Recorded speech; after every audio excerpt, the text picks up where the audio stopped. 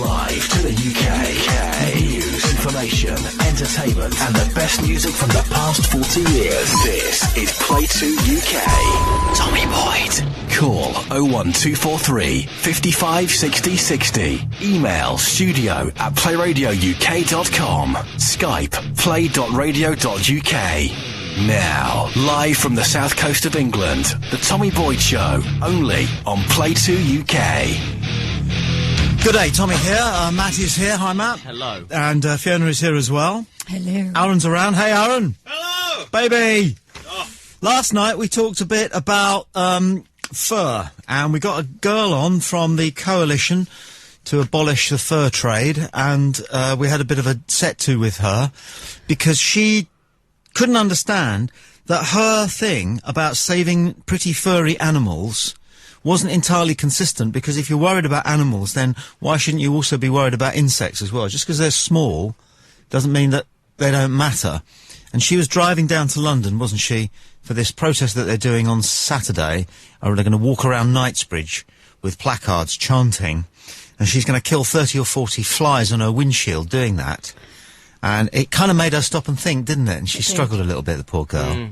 But tonight we're not going to be rattling anybody's cages, because we're talking about rattling cages. See what you did there. Yeah. Very good. Okay, so that's all the gags out of the way. But we're going to be talking about euthanasia, and because there's a bit of a hoo-ha about that. Fiona, you've been researching this. Just set it up. Who are we going to be talking to, and what's the peg? Okay, the peg is last week Baroness Warnock made some very controversial comments about how the elderly, that is those with dementia and Alzheimer's, are draining the NHS resources and draining our society. You know, the responsibility on the families to look to care for them. Therefore, they should all be allowed to die.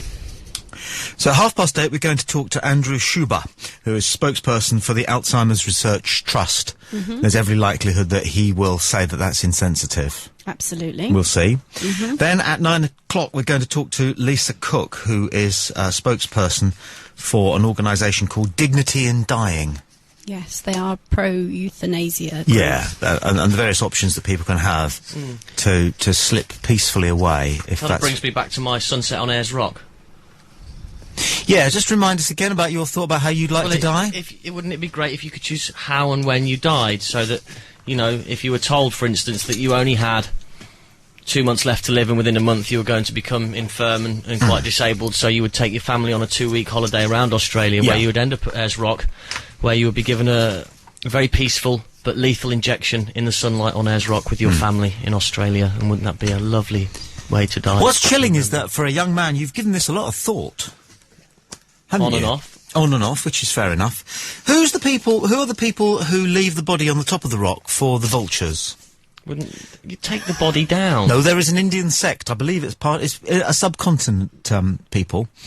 In their religion, the body belongs to the earth, and so rather than bury it, which is one way of returning it to the earth, they leave it on the top of a rock for the vultures. Bit weird. Nice. We're all different. You'd want to make sure you took the jewellery off first, wouldn't you? You see, cremation, big carbon footprint. Really? Well, absolutely. How long does it take a body to be reduced to ashes? A while. Guess. A couple of hours. Does. Couple of hours. Because they have to burn it and then reburn it, don't they? They do. They do. I went to school in London, just on the edge of London, a place called Feltham, and our school was right next door to the crematorium. Beautiful. Yeah. So, during maths, 2 o'clock, that's when the smoke used to go up. Right. And it's quite daunting when you're 12, 13, 14 to see where you're going to end up, going up a chimney. So that's probably just as bizarre as either being buried or left on a rock. Yeah. It's that Letterman thing, isn't it? If Abraham Lincoln was alive today, would he, A, be berating George W. Bush for his foreign policy in Iraq, B, campaigning for Barack Obama to be the first black president of the United States, or C, frantically clawing at the lid of his coffin?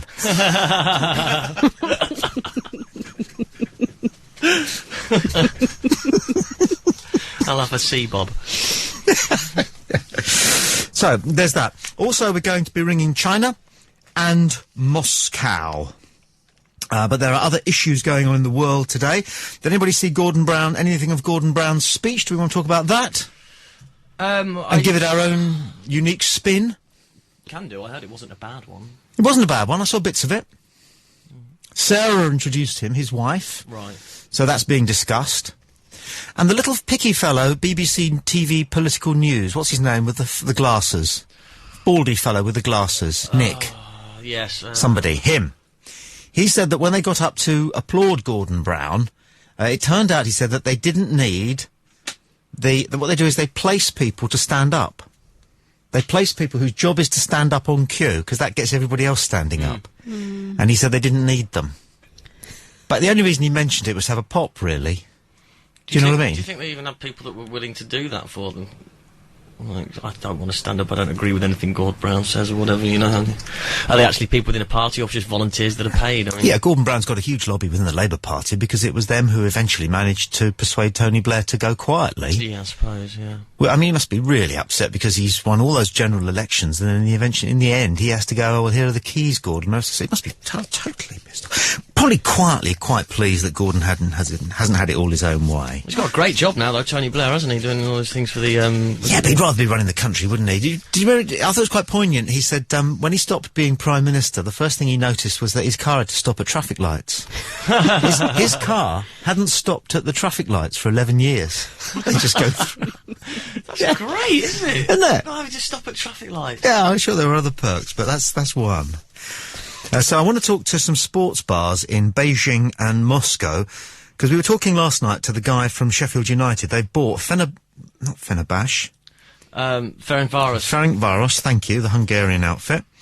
Or at least they bought a piece of them, and they've got their own Chinese team. Chengdu Blades, they're called.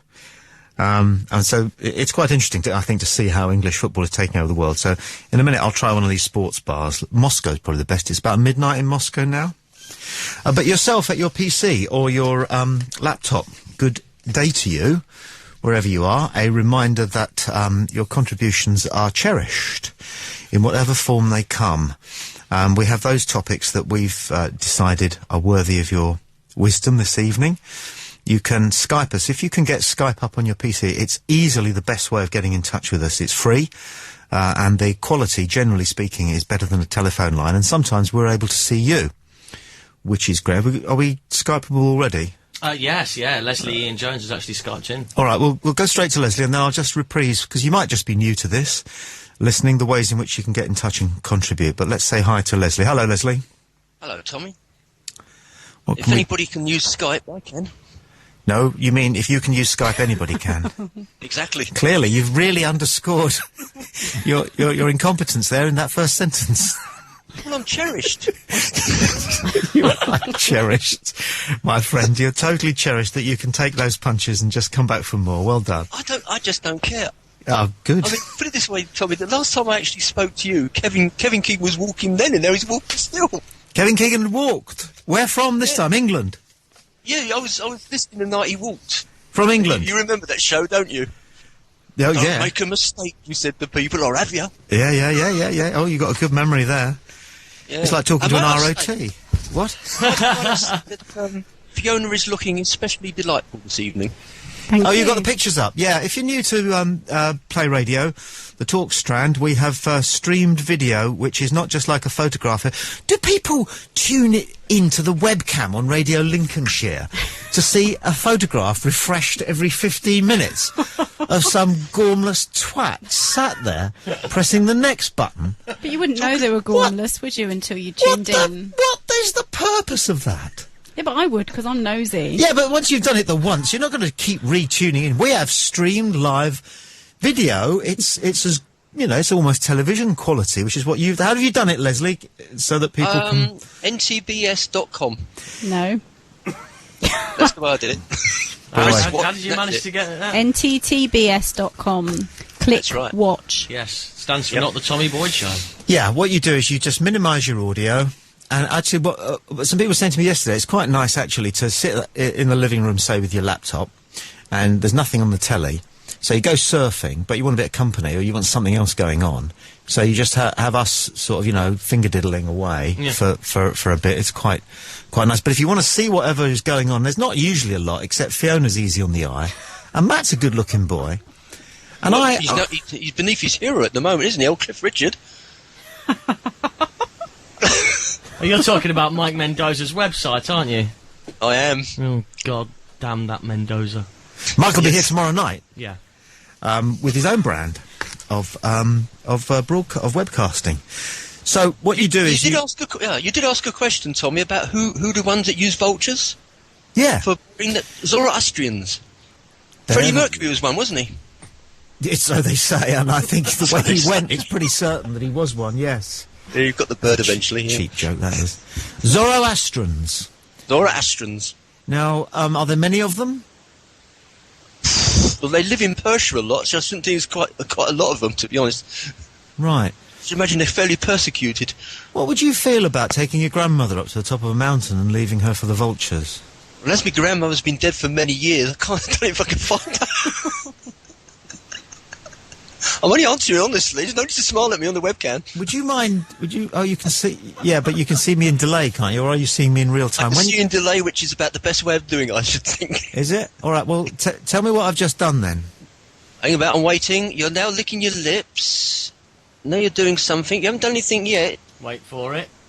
Wait for it. I know that Matt's waving his hands around his face, trying to avoid Cliff Richard. But Fiona's just sitting there, turned to the left now, waiting to do something, leaning backwards. I can't see what the hell you're doing, Tom. You're not doing anything. That's quite a delay. Wait for isn't it. It's because we're waiting, it seems like. Oh, thank you, Tommy. That was very nice. Two fingers. Just a quick Harvey Smith. That was 17 seconds. That's useful to know. It's useful to know. Yeah. There's a lot of dumping material to be put there. Oh, we don't dump. We've never dumped anybody, and I don't think we ever would. If anybody, the only thing we have to fear in webcasting, unlike in old media, is if anybody were to break the law of libel. Yeah. But if you offer us a swift and speedy redress for that libel, then the libel has been made by the member of the public rather than the broadcast organisation. Yeah. I ask you one question before I go? It's not bad, though. I know. Yes, you can, Leslie. Yes. What? Behind you, to your left, there seems to be something called a book, yellow book or something. What the heck is that? I can't read it. The adult joke book. Yeah, I'll best leave that alone then. No, thank you for spotting. You see, my thing is, because I've done a bit of telly as well as radio, and I believe that the web cameras that they're building at Play Radio are fantastic, but we're going to have to start making proper use of them. We're going to need to get the lighting a little bit better, because I can actually look better than this. At the best, I look craggy and unkempt. But we need to start decorating the set with interesting things. And Leslie's come on and he's noticed a book in the back corner. It's the adult joke book. I'll go straight to random joke. About in your marriage. A couple had just got married, and as they went upstairs to bed, the groom turned to his new wife and told her to put his trousers on. But they don't fit, she said. Exactly. Remember that? I wear the trousers round here. Inflamed, the new wife took her knickers off and threw them at him. Okay, she said. Put these on.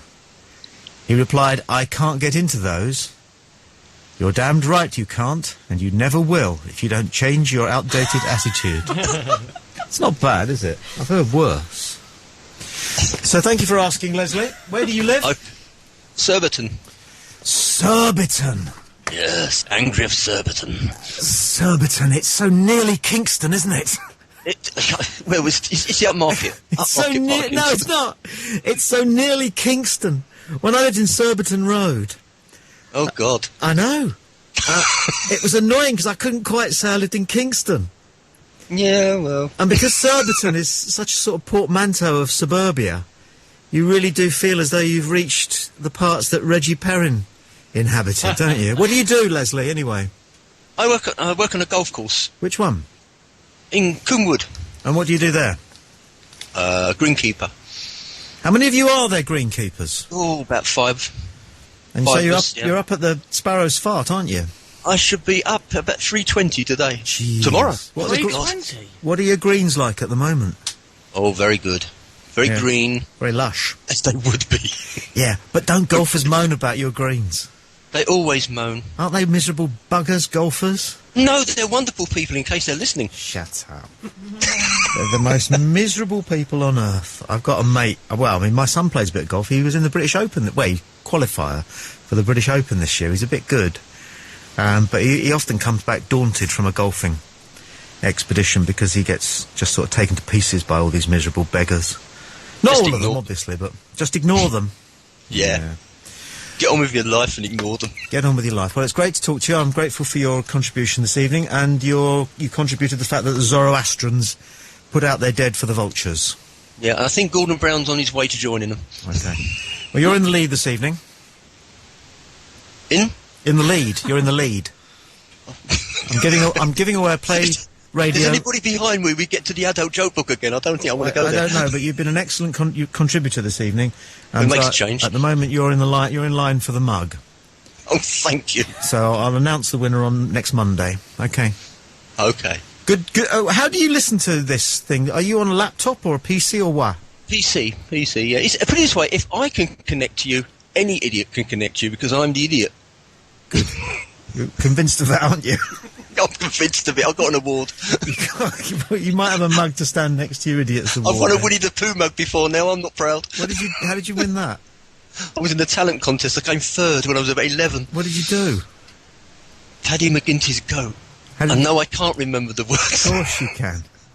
It was Paddy McGinty's goat. They were pushing it and pulling it. That's the one, isn't it? Yeah, you are as old as you, yeah. I remember Val Doonican, that's all it is. Go on, bugger off. Nice to talk to you. And you, mate. Bye. What a very nice man. We'll take a call. In order to call, all you do is dial 01243 55 60 60. I think these telephone numbers are somewhere on our website, but I've never managed to find them yet, but I'm not too good at roaming websites. Who's this on line 3? Hello? Is the greenkeeper still on? Do you want to talk to him? Are you still there, Leslie? Yeah, put him on. He's gone. He's gone. Oh, I just wanted to say the greens at Coombe are fantastic. Have you played Coombe? I have played many times. I think the last time I was there was 1984 in the UK Junior Open. Good God, we're very listener-rich in that particular piece of suburbia, aren't we? Yeah. Yeah, well, it's a lovely course, just out sort of Wimbledon-y way. Wimbledon-y way? Yeah, I'm not too good with the geography of that sort of part of the town. No, once you get past Wimbledon Park Golf Club, I'm a bit lost. Yeah, it's easy to get lost in southwest London, isn't it? Yeah, well, it's a fantastic course. Is it? So your boy's a bit tasty then, if he was in the qualifiers. Yes, he didn't win, but he had a very interesting experience, and he'll be back next year. He is a proper golfer. Must be under what they've brought the categories down to 2 now, haven't they? He's scratch. Have you seen those boys play? Sorry. Which boys? All those youngsters. Yeah, well, I go out with him occasionally, but I only carry his bag. I'm not going to play him, not off scratch. Have you seen the way they hit those golf balls now? Yes. I mean, back in the olden days, 250 yards with a wooden golf club and a Dunlop 65 Yes. was immense. And now these skinny little kids are knocking the ball at 320 yards. Yes, I mean, Casey hit one 385 yards on the final round in the Ryder Cup. I'm just going to bring Fat Steve in here. I'm glad you're talking about golf, because Fat Steve doesn't know anything about it, which is pretty lucky because the Americans creamed us at the Ryder Cup this year. Hey, Steve. Hello, I heard Eduardo bragging about his length. Oh, I put one 325 on Saturday. Quite impressive. Well, you'd want to be if you were playing with me, boy. I'd take you to the Cleveland. It's actually more impressive. You were the guy who called before me yesterday, but the guy who called after me made £30 million today. What? The guy from Sheffield United. Oh, right. How did he make £30 million?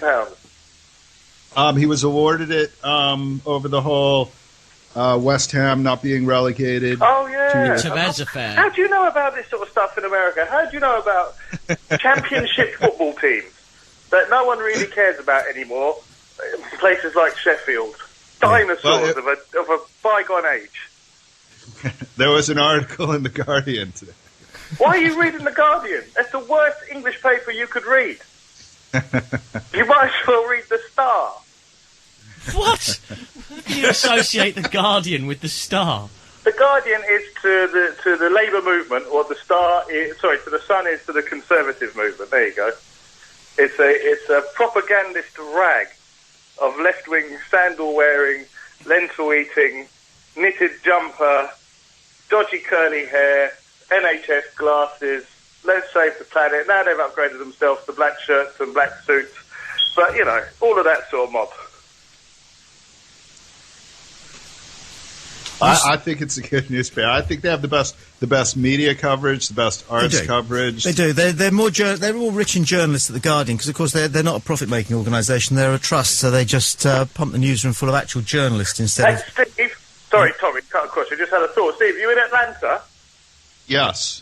Can you nip down to the Augusta National for me and put my name down? That's a no. I'm not right. Give me a bit of the course or something. Can you sneak on and cut me a bit of the 13th green out? Yeah, that's only like a 3-hour drive from here. That's all right. You two guys are obviously intellectual equals, so I'm going to subject you to a good old British pub quiz. Have you ever had a pub quiz, Steve? No. No. What happens in this country is we, in order to make the beer last a little bit longer, we have pub quizzes. People cheat now. Yeah, it's probably what we call trivia night. Yeah, it's similar. I'll tell you what we'll do. We'll just pay the rent. You guys stay right where you are, and we'll subject you to a good old British pub quiz. Like the Ryder Cup again. Exactly. Pub quiz. Europe versus the USA. Stay there. Play 2 UK. Headlines. Those headlines, yes. Gordon Brown's launched a passionate defence of his leadership. At the Labour conference in Manchester, the Prime Minister says his government is the rock of stability and fairness on which people stand. A mother's been jailed for at least 15 years for murdering her daughter by drowning her in a bath. The court heard that disabled Joanne Hill, the mother, Joanne Hill, from Connors Quay in North Wales, was ashamed of Naomi's cerebral palsy. George Bush has made his final speech to the UN General Assembly, promising to build a world that is freer, safer and better. He's called for unity to tackle international challenges. And Lewis Hamilton's failed to have himself reinstated as winner of the Belgian Grand Prix. The McLaren star's appeal was rejected by judges representing motorsport's world governing body, the FIA. Play 2 UK. Weather. And the weather this evening and tonight. Brisk northeasterly winds will continue to spread rain into southeastern areas and some central areas, mainly dry elsewhere with clear spells, and chilly in parts of Scotland and Northern Ireland. Wednesday, Scotland and Northern Ireland, patchy fog and frost first thing, otherwise dry with sunny spells. Elsewhere cloudier, although some brightness, also a little showery rain in the south and east. You're up to date on Play 2 UK. Missed anything? Hello, this is Chris Tarrant. Hello there, this is Sean Williamson. James Whale. If you speak to me like that again, I'll put you over my knee and spank you. Not the Tommy Boyd Show. Have you ever been contacted by the Biavians? No, I've had a few close brushes with Uranus. Hello, this is Chris Tarrant. If you're hearing this now, you've missed me on Hertie's Half Hour. But don't worry, you can listen again at playradiouk.com/podcast. playradiouk.com/podcast. Missed anything? Then go to playradiouk.com/podcast. The Tommy Boyd Show. Only on Play 2 UK.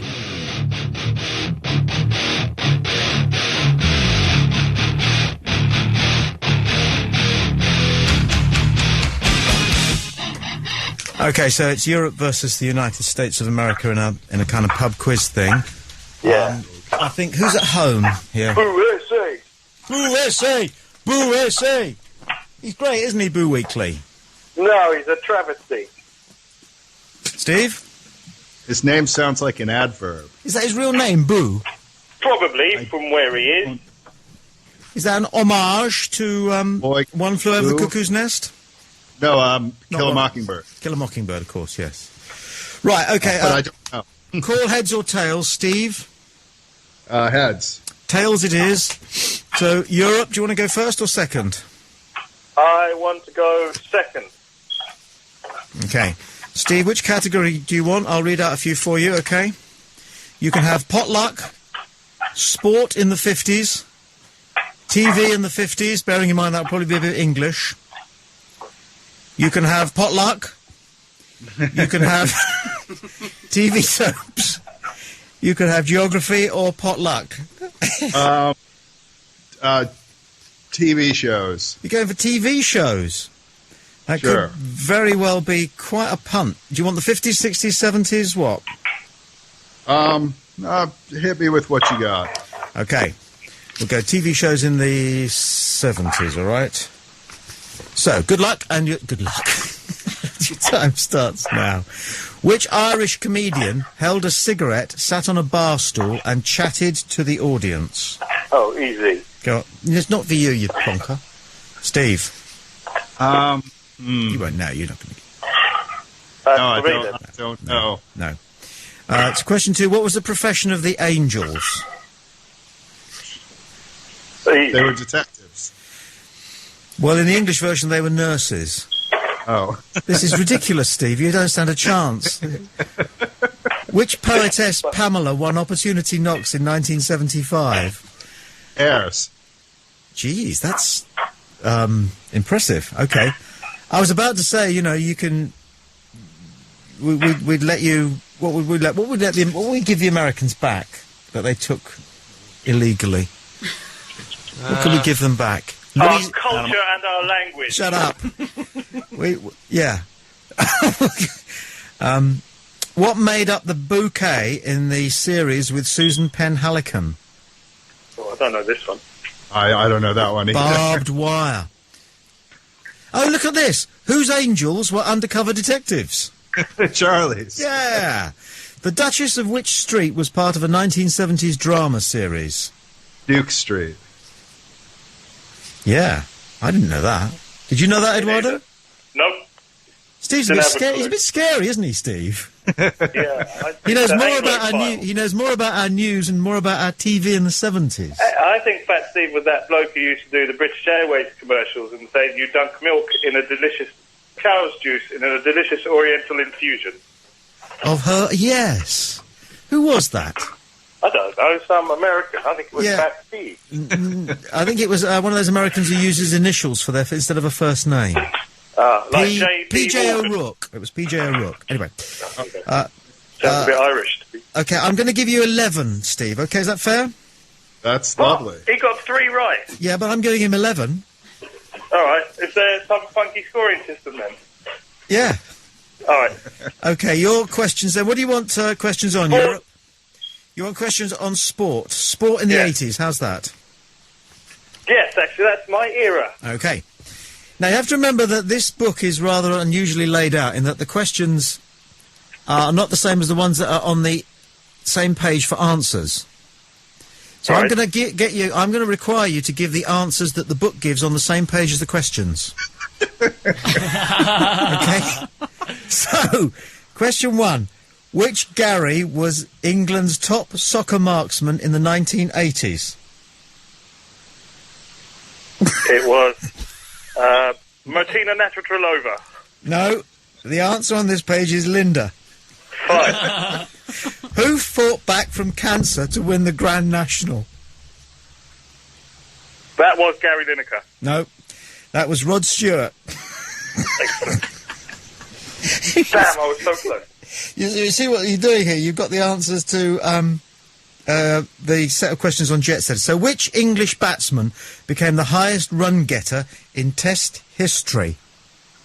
You'll never get this. The answer is Monaco. But that was the horse. You're not doing very well, Europe. Which Steve was Sebastian Coe's great rival in middle distance races? That was, oh, hold on.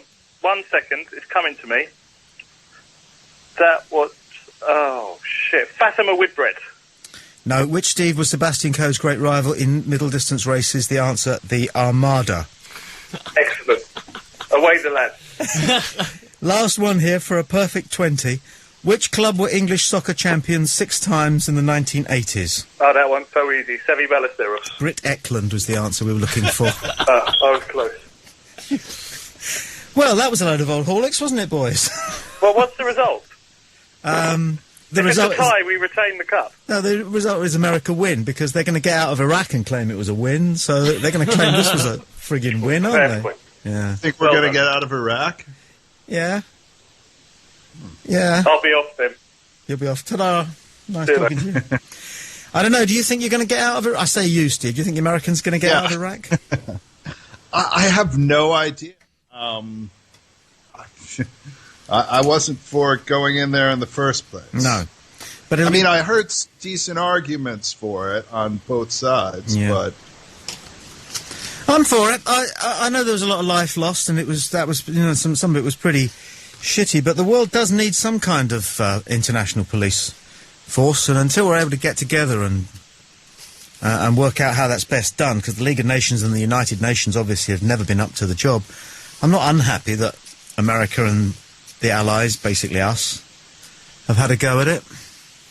No, I mean, I just think President Bush was probably the wrong person to be put in charge of it. Yeah. In the news, you were reporting on what he said at the UN, and I thought, wow, it sounds so much more sensible coming from Tommy. Does it really? How chilling. How deeply chilling. Let's have a look here. George Bush has made his final speech to the UN General Assembly, promising to build a world that is freer, safer and better. He's called for unity to tackle international challenges. No one had thought of that before he mentioned it. What's he going to do then when he leaves the White House? Because his dad just seems to follow golf. Yeah, I have no idea. Well, I've heard that there's an ex-president's club, and apparently George Bush and Bill Clinton are quite palsy, because they have got things in common, haven't they? Apparently they've been seen together. They take coffee and have a laugh. Donuts. Yeah, they worked on the Katrina project together. Yeah. And Jimmy Carter builds houses. Yes, for Habitat for Humanity. Yeah, he seems like a good egg.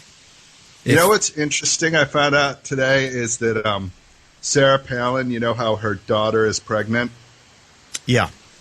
And not married. Her fiance, or the guy who got her pregnant, on his MySpace page, it lists his hobbies. Yeah. And one of his hobbies is shooting. Okay. I just thought if, Barack Obama had a daughter whose boyfriend is like a black guy who listed one of his hobbies as shooting. Yeah. It would sound a little different. It would. It reminds me of my favourite JFK conspiracy theory. You know, they've implicated almost everybody. Castro, the KGB, the Cosa Nostra, the FBI, the Pentagon. I think they were all there, maybe.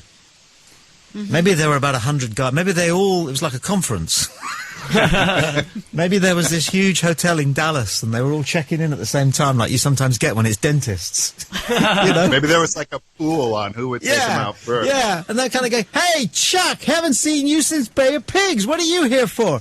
JFK? Us too! Where are you going? Oh, Grassy Knoll. Oh, we're on the underpass. Oh! But I heard that there was these brothers. JFK apparently knocked up this cocktail waitress in Tennessee, and she had the kid, but the White House obviously washed their hands of looking after the kid. So the brothers did what brothers do. Apparently it was, according to this conspiracy theory, it was just two hunting, fishing good old boys who decided to square things. And frame Lee Harvey Oswald. There's that, isn't there? There's that bit. Good talking to you, Steve. I've got to crack on. I'm talking to a lady about how to die willingly. Have fun. Okay. Have fun. Cheers, mate. A very nice man. We've got a call. When are we going to talk to the lady from the person, I beg your pardon, from the Alzheimer's Research Trust? After the next break. After the next break? Yeah, we'll do it at I'll take this call now and then go. go. 5 minutes for the call. I'll take a call. Okay. Thank you for calling Play Radio on 01243 55 60 60. Good evening. Hello there, sir. Hello. This is Leslie, the real Leslie. Oh, yes. And I look after greens of a different type. I look after green drinks. Whereas he looks after greens of the golf course, which I thought was quite ironic. But what I was going to talk about is last night you had the quiz and the answer was different words for women's. Are we allowed to say that before 9? Oh, God, yeah. Yeah, women's fanny. Yes. And I just want to bring up the topic because you mentioned it briefly. There is nothing more repulsive than a woman's fanny. I am not sexually attracted to a woman's fanny at all. What? I know what you mean. He's right. Seriously, no, I get aroused by women's breasts. Bottoms. Bottoms as well, yeah. Yeah. Basically Ankles. curvy. They've got to have a shape, though. I don't like them when they're like blokes' bottoms. That little bit of skin, that fleshy bit that connects the underarm to the chest area, that's gorgeous. Well, I'm not much into that, to be honest. Which bit? Bat wings? No. Dingo wings. No, if you lift your arm up, you get a sort of quite a sort of sturdy piece of flesh. Yeah, it's at on the edge front. of where you shave if you're a lady. Yeah, it's a gorgeous bit of kit, that is. Does it? Look, lift your arm up. Look. And then there's the nape of the neck, just behind the ear. Oh, I love it when they breathe on that. Yeah, Or nibble, that's gorgeous. And toes, painted pointy toes. I'm not taking my boots off. Yeah? I can't understand the toe thing, Tommy. Pointy feet. No, pointy feet. Man, in stilettos.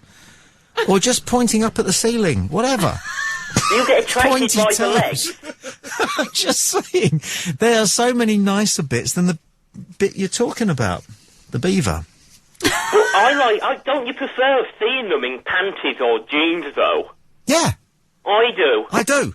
But I have to say something to you, Leslie. You're a doctor? No, I'm a diet and nutritionalist. Okay. Yeah, that sort of is to the medical profession what those personal trainers are to proper athletes, isn't it? That's right, yeah. Anyway, I don't think their bits are as unphotogenic as our bits. Oh, God, no. There's nothing... hideous, man. Nothing more ugly than a guy's willy. Oh! You're not wrong there. The whole tackle is... Why did God do that to us? He was having a laugh. He was having a laugh. He had to have been having a laugh. That's not just not particularly attractive. It's far and away the least attractive thing in nature. It's hysterical. It is. It's ridiculous. It is. I disagree. It's covered in veins and nodules and lone hairs. Lone, and it's blue. You don't want to see anything that's blue apart from Brit's eyes. That's why I don't think God exists. Because of what he's done to the male tackle. Well, because if God is meant to be a man, yes. Yeah, because we always talk about God as he. Yes. And he was the one that... Why would he then give men the most ridiculous... Well, because that's what his looks like. Couldn't it be a sign of weaponry, though? It has, obviously, phallic connotations, but it works the other way around that. But why did he put the balls on the outside of the body? It's a mystery, isn't it? And the ovaries on the inside? It's a mystery, isn't it? My wife's going through the menopause at the moment, so she is ingesting her own eggs. I did not know this until I had to read up on it. But a woman is born with all the eggs she'll ever need. Newborn girl has all the eggs she'll ever need. I think it's something like 10,000. But then when a woman ceases her reproductive functions, those eggs are then ingested into the body. Yeah. With all the various hormones that are in them, which is why it's a testing time for that woman.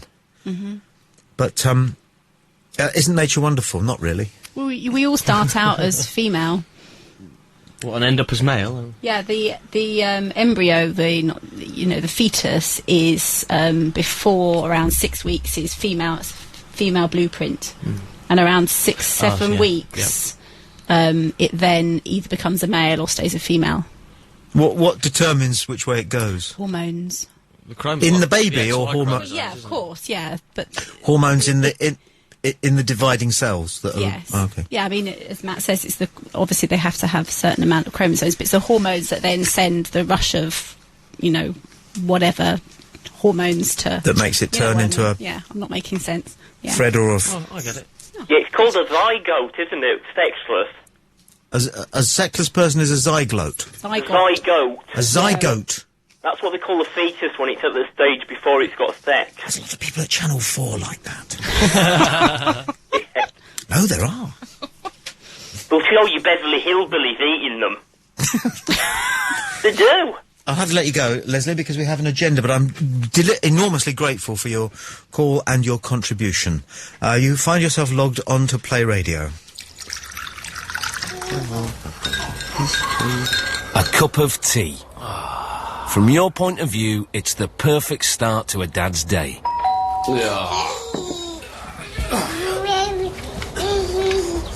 But from your child's point of view, it's a really grown-up toy, and she really wants it, and it's really, really great fun to try and reach it on the table where you left it and... Hot drinks are the most common cause of serious scolding in kids under 5. So look at it from their point of view. Keep hot drinks out of their reach. Find out more about keeping your home safe for your kids. Visit direct.gov.uk/child safety. It's back. It's back. The 6th of October 2008. Play 2 UK. The Tommy Boyd Show.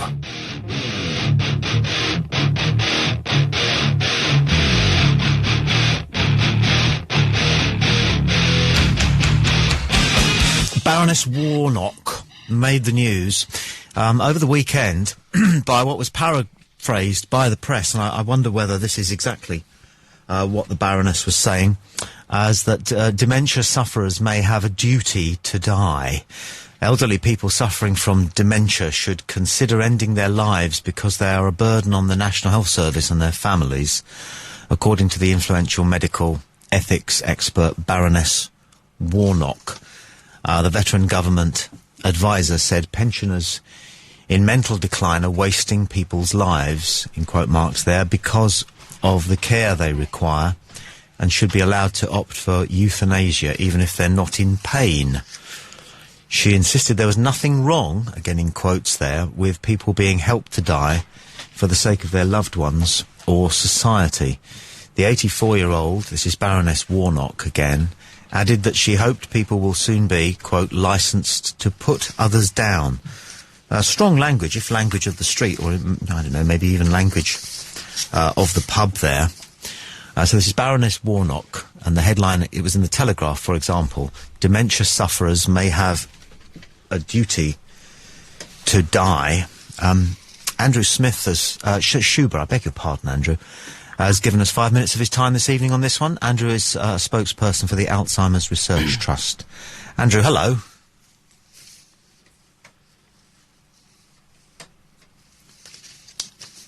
No. Andrew Schuber, are you there? Andrew, hello, mate. No, technical problem, no worries. We'll try him again. That's cool. Why don't you come and sit down in front of the mic there, Aaron?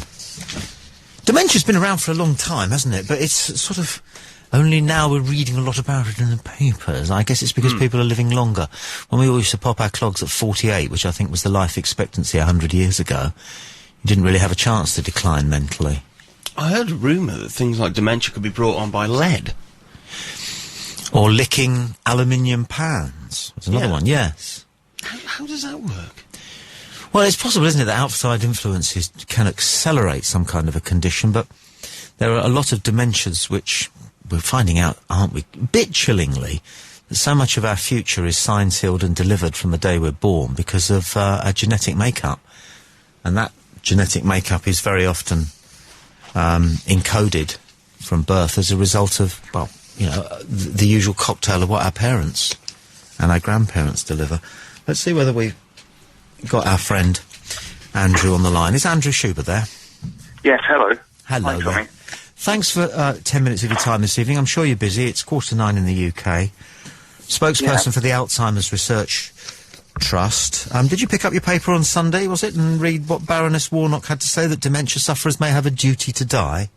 Yeah, I certainly did. I mean, we were astonished, frankly. It's, I mean, the Alzheimer's Research Trust does not take a position on the right to die debate and the question of legalising euthanasia. We do, however, take issue with Lady Warnock's highly insensitive view that dementia patients are wasting people's lives and may have a duty to die. Yeah. I mean, people with dementia, in our view, can live quite comfortably when cared for properly. We think that the solution to our dementia crisis isn't euthanasia. The answer is more research, so we can find new treatments, preventions and a cure. Background to Alzheimer's. I think I'm right in saying, although on the other hand I might be guessing, that Alzheimer was a medical practitioner who identified a particular type of dementia and it carries his name. Is that right? Yeah, that's right. I mean, Alzheimer's is the most common form of dementia. About 62% of the UK's 700,000 people in the UK who have dementia have Alzheimer's disease in particular, and it's kind of a progressive disease that attacks the brain as people get older. Okay. What are the other key or high profile or profound types of dementia? People obviously hear about, is it Huntington's or Hodgkinson? Yes, Huntington's isn't quite a form of dementia, it's a related disease. I guess the other one that people might have heard of is Lewy body disease, which has a similar effect to Alzheimer's. It kind of attacks the memory, but it also affects coordination. People sometimes hallucinate when they have it. Right. Are all dementias physical degenerations of the central nervous system, the brain? Yes, that's right. All dementias do attack the brain in some form. So the brain is damaged, so you can't have psychological dementia? No, you can't. It's not an emotional condition? It's not an emotional condition at all. It's actually a physical process. Okay, so can this physical degeneration of the brain, you occasionally pick up your Daily Mail and you hear that there's some kind of miracle cure, cranberries or something, everything. Yeah. Are we close to any kind of a breakthrough for arresting or even reversing this degeneration? There's been a number of important breakthroughs recently that have managed to kind of slow down the disease, which have just been at the stage of medical trials. So it might be another 5 or 6 years before we see more drugs which can kind of effectively slow down the condition. And there isn't yet a cure at all for dementia, but it's something that the Alzheimer's Research Trust is working on, and it's something that we sincerely believe we'll see within our lifetime. Whilst we were getting you up, Aaron, who's here with us this evening, one of the voices on the show, was saying that he'd read somewhere, you hear these things, don't you? And you don't know whether it's urban myth or whatever, that, for example, being in contact with lead a lot during your lifetime might have some influence on the path to Alzheimer's. And I remember reading in some newspaper that people with aluminium pans were more likely to develop Alzheimer than not. What are the truth about the ways in which we might make ourselves more prone to it? I mean, there's not much evidence that I've seen to do with aluminium pans. However, there's a lot of things that people can do to reduce their risk of dementia. They can, if you exercise regularly as you get older, both your body and your brain, and if you also keep your brain active by interacting with others. Make sure you socialise a lot as you get older. That can help, as well as maintaining a balanced diet. I mean, there was a recent bit of research from the Alzheimer's Research Trust which showed that a Mediterranean diet can kind of decrease your chance of getting dementia. Right. Presumably, Alzheimer's and the other dementias are so high profile nowadays because people are living longer, and that's right. It's not something that you're likely to develop in your 20s or 30s? No, not at all. I mean, it's about 95% of people with dementia get it when they're over 65. I mean, some people do get it earlier, but it's generally something that people get when they're older. And as you say, we have got an ageing population. At the moment, 700,000 people in the UK have dementia, but that's expected to double within 30 years. What is the likelihood that if you see one of your parents developing one of these conditions, does that significantly increase the likelihood that their children, i.e. oneself, will have to be looking out? It's actually very rare that people inherit dementia from their parents or grandparents. Yeah, I mean, it's actually, the lifestyle choices actually have a much larger impact. Just keeping your brain active as you get older can do a lot to reduce your chances of getting it. Well, listen, that's great. You've given us some good background there, but I guess what Baroness Warnock is talking about might well be the last 6 weeks to 6 months of the natural life of a person who has developed Alzheimer's. Sure. And I think a lot of us have the picture that person might decline into some kind of, I don't know if this is an improper word, but it's what people use down the pub, some kind of vegetative state, where they don't recognise anything, aren't aware of any of their relatives. It's very painful for relatives to go to visit somebody who used to be their mother, who now doesn't know who they are. So I suppose the phrase quality of life springs to mind, doesn't it? Absolutely, and it's, I mean, in many cases, actually, it is possible to maintain a decent quality of life, even right to the end. And we accept that that it is a very painful condition, and that there is also, of course, this intense debate about the right to die and legalising euthanasia. But of course, Baroness Warnock went further than that. She spoke about the duty to die, and actually, I've got a quote in front of me where she said, "If you're demented, you're wasting people's lives, your family's lives, and you're wasting the resources of the National Health Service." Now, I think this goes way too far. It's I worry about the social pressures that would come out of this. I worry that people might feel that they're obliged to partake in assisted suicide for financial reasons. Sure. Don't think that's acceptable. Sure. What's going on in the mind, if anything at all, then? Well, obviously something is going on in the mind of people who have reached that stage, that, if you like, that final stage of dementia. Do they have any kind of happiness or contentment? And if so, how would they derive that? From their food? It really does vary on a case-by-case basis. Yes, in some cases they can be content, but actually because of the problems with communication and so on, we simply don't know enough about it yet, and there is a desperate need for more research. I have to keep highlighting this point. I mean, research has been neglected for far too long by this government. Only 3% of the government's medical research budget at the moment is devoted to dementia research, and in comparison with 25%. Yeah, but there's only so much money in the pot. You take it away from you've got to take it away from something to put it into Alzheimer's. I wouldn't want to make those decisions myself. Well, I don't know about that. I mean, I think actually increasing research funding would be quite a prudent decision in the long term. At the moment, it's costing our economy. It's costing our economy £17 billion a year in care costs, and that looks set to rise to £35 billion within 20 years.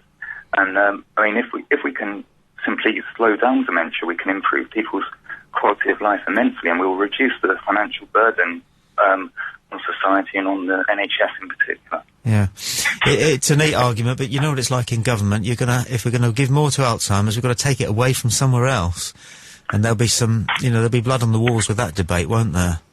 Are you saying anything that you think that there is some medical research which is overfunded, and you'd like some of that? Not at all, name your disease. Sorry? Name your disease. No, not at all. Much. I mean, I'm sure you and I can think of plenty of areas where there's government waste that aren't necessarily any other medical conditions. And I'm certain. I mean, at the moment, there's as I say, it's only 3% of the government's medical research budget, £25 million. That is. I mean, if we could double that, for example, it leads to progress in research. There's possibility that we could save billions later, and I think that's a worthwhile investment. Yeah, I mean, again, I don't want to cross swords with you, but you're asking to take £25 million away from some other research programme.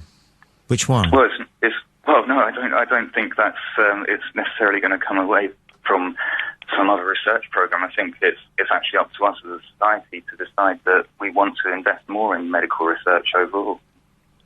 Right, so you want to increase the NHS research budget?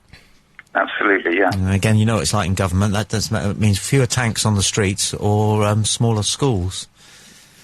Well, indeed, it's tricky, isn't it? It's perhaps not necessarily that. Of course, there's plenty of other ways of raising the money, apart from taking away from schools. We never get to choose. This is Matt, who's with another voice on the show. Hi, Andrew. This is Matt.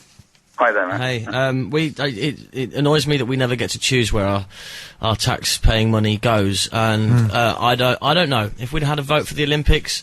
Would if it had been open to the public, do we spend the money on the Olympics, or do we put it into something else like the NHS service? I'm not sure the Olympics would have won that vote.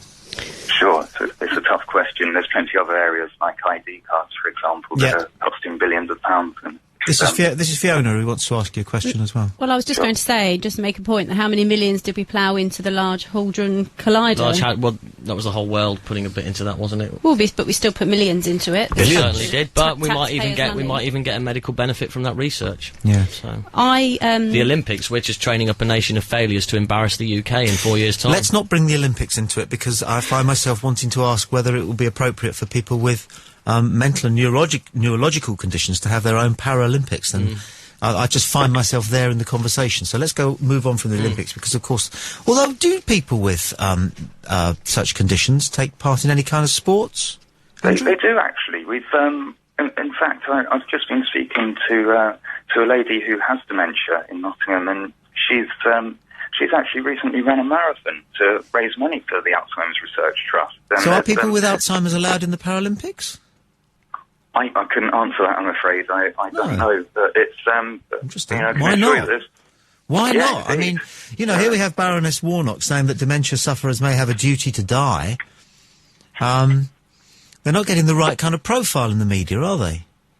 Sure. I mean, it is something that has been neglected for too long. In a sense, our perceptions of Alzheimer's are kind of like what they were of cancer 20 or 30 years ago. Sure. People assumed that it was something that we swept under the carpet, we didn't speak about, and people still assume that dementia is a natural thing that occurs when we get older. It's actually a specific medical condition that only some people get, and there are plenty of ways we're working on preventing it, on tackling it, and perhaps we'll have a cure within the next couple of decades. Well, good luck, the Alzheimer's Research Trust, and Andrew Schuber, enormously grateful for all your background and your wisdom this evening. Thanks for your time. Thank you very much. Good man. Right. Nice man. Very nice man. The time, if you're listening live in the UK, is 3 minutes to 9. Play Radio UK have teamed up with Virgin Wines to offer you a massive 20% discount off your favourite wines. Visit playradiouk.com and click on the Virgin Wines 20% discount voucher to start saving now and have your favourite wines delivered to your door. Play Radio UK and Virgin Wines for people who love their wine and a great deal. Just log on to playradiouk.com and click on the Virgin Wine 20% discount voucher and start saving today. Missed anything? Hello, my name's John Archer. Hello, this is Chris Tarrant. Hello there, this is Sean Williamson. Hi, this is Scott Gorham from Tin Lizzy. With the legendary David Coverdale of Whitesnake. Good evening. Not the Tommy Boyd Show. Big in Japan. There's actually something about, I think, tyrannical leadership that keeps you looking young. I mean, Saddam didn't look as old as he was, did he? James Whale. The legendary Aaron Barr Show. PlayRadioUK.com/podcast. PlayRadioUK.com/podcast. Missed anything? Then go to playradiouk.com/podcast. Broadcasting live to the UK. News, information, entertainment, and the best music from the past 40 years. This is Play 2 UK. Tommy Boyd. Call 01243 55 60 60. Email studio@playradiouk.com. Skype play.radio.uk. Now, live from the south coast of England, the Tommy Boyd Show, only on Play 2 UK. This evening talking about mental decline, genetic disorders, Alzheimer's, dementia sufferers, says Baroness Warnock, have a duty to die. We talked a moment ago with Andrew Schuber, spokesperson for the Alzheimer's Research Trust. We're going to have a word with Lisa Cook very shortly, who's a spokesperson for Dignity in Dying, who may have a different spin from what Andrew was telling us there. We've got a call coming through, which we'll take very quickly. Good evening. Thank you for calling Play Radio. Who's this? Good evening. It's Tom from Tots Thursday. Don't know if you remember the programme. Just remind me what it's called again? Well, it was called Tots Tuesday. It was on for a while before Teletubbies came on and pushed us off, you know. I just wanted to address what this Baroness said. I mean, this is supposed to be a noble person, not somebody that kicks down the people who are poorest and weakest in society. And I can tell you, if Gordon is a moron, according to the song, then Warnock is a Morlock, like in the history of the Time Machine by H.G. Wells. You know what I would like, Tom? I can picture it. What? What I would like. Oh, what you would like. Sorry, I thought you said, do you know what I was like? Now, what I would like to happen to her, I would like her to actually become even more demented than she is right now. For her to get what she's talking about, senile dementia and Alzheimer's, she should have that. Yes. If there's any justice in the world, and then be confronted with her own. Very, very Glenn Hoddle, that sort of idea, isn't it? That karma thing.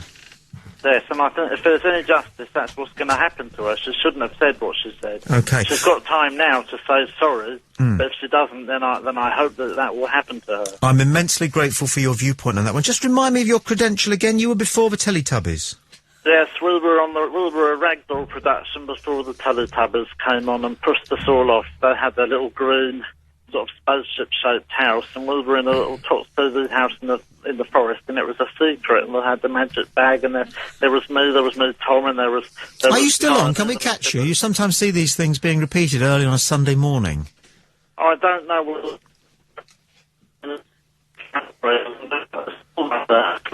Did you go to character just then? Pardon? Sorry, we lost you. I thought you drifted into... What was your voice?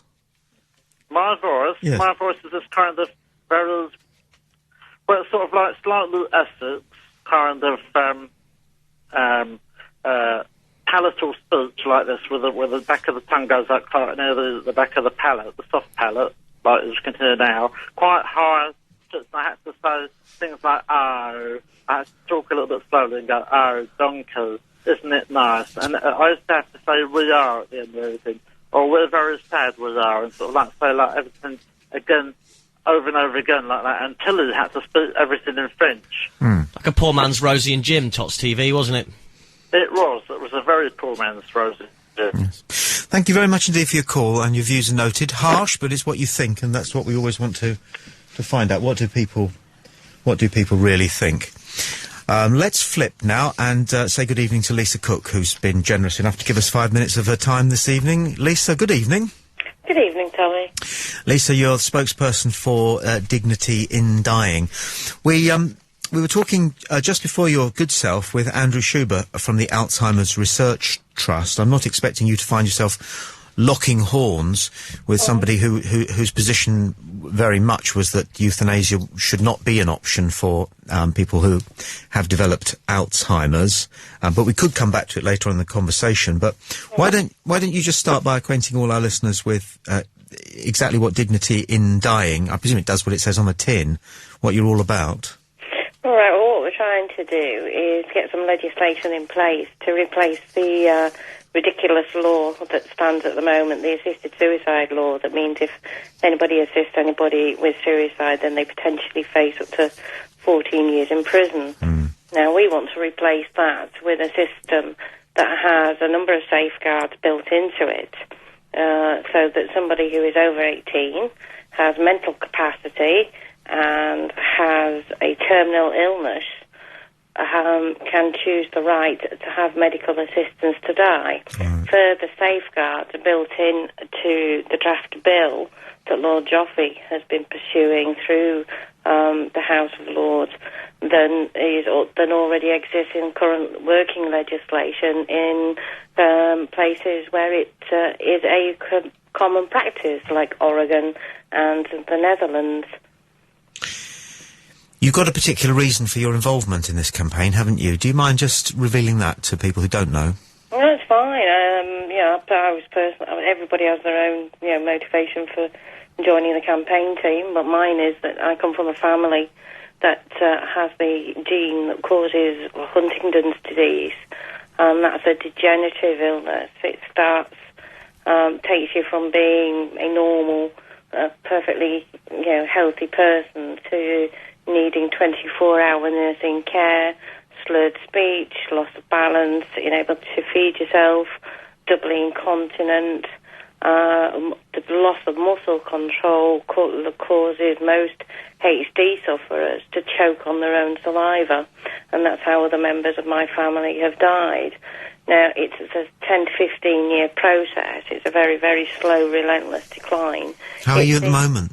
I'm fit and well, thank you very much. Okay. I tested positive for the gene in 1996. And is there nothing can be done about your circumstance? Absolutely nothing. It's clinically certain it's going to manifest itself for me. But we're quite lucky in that we are one of the 25% of the families that are late onset. The majority of people with Huntington's disease in their families start between the age of 30 and 50. I know I will get to 50 Huntington's disease free, other than the emotional burden of knowing I'm tested positive, etc. But what you're saying is that unless, you fall under a bus, which is a fate that can befall any of us, this is how you will die. Yes, that is absolutely how I will die.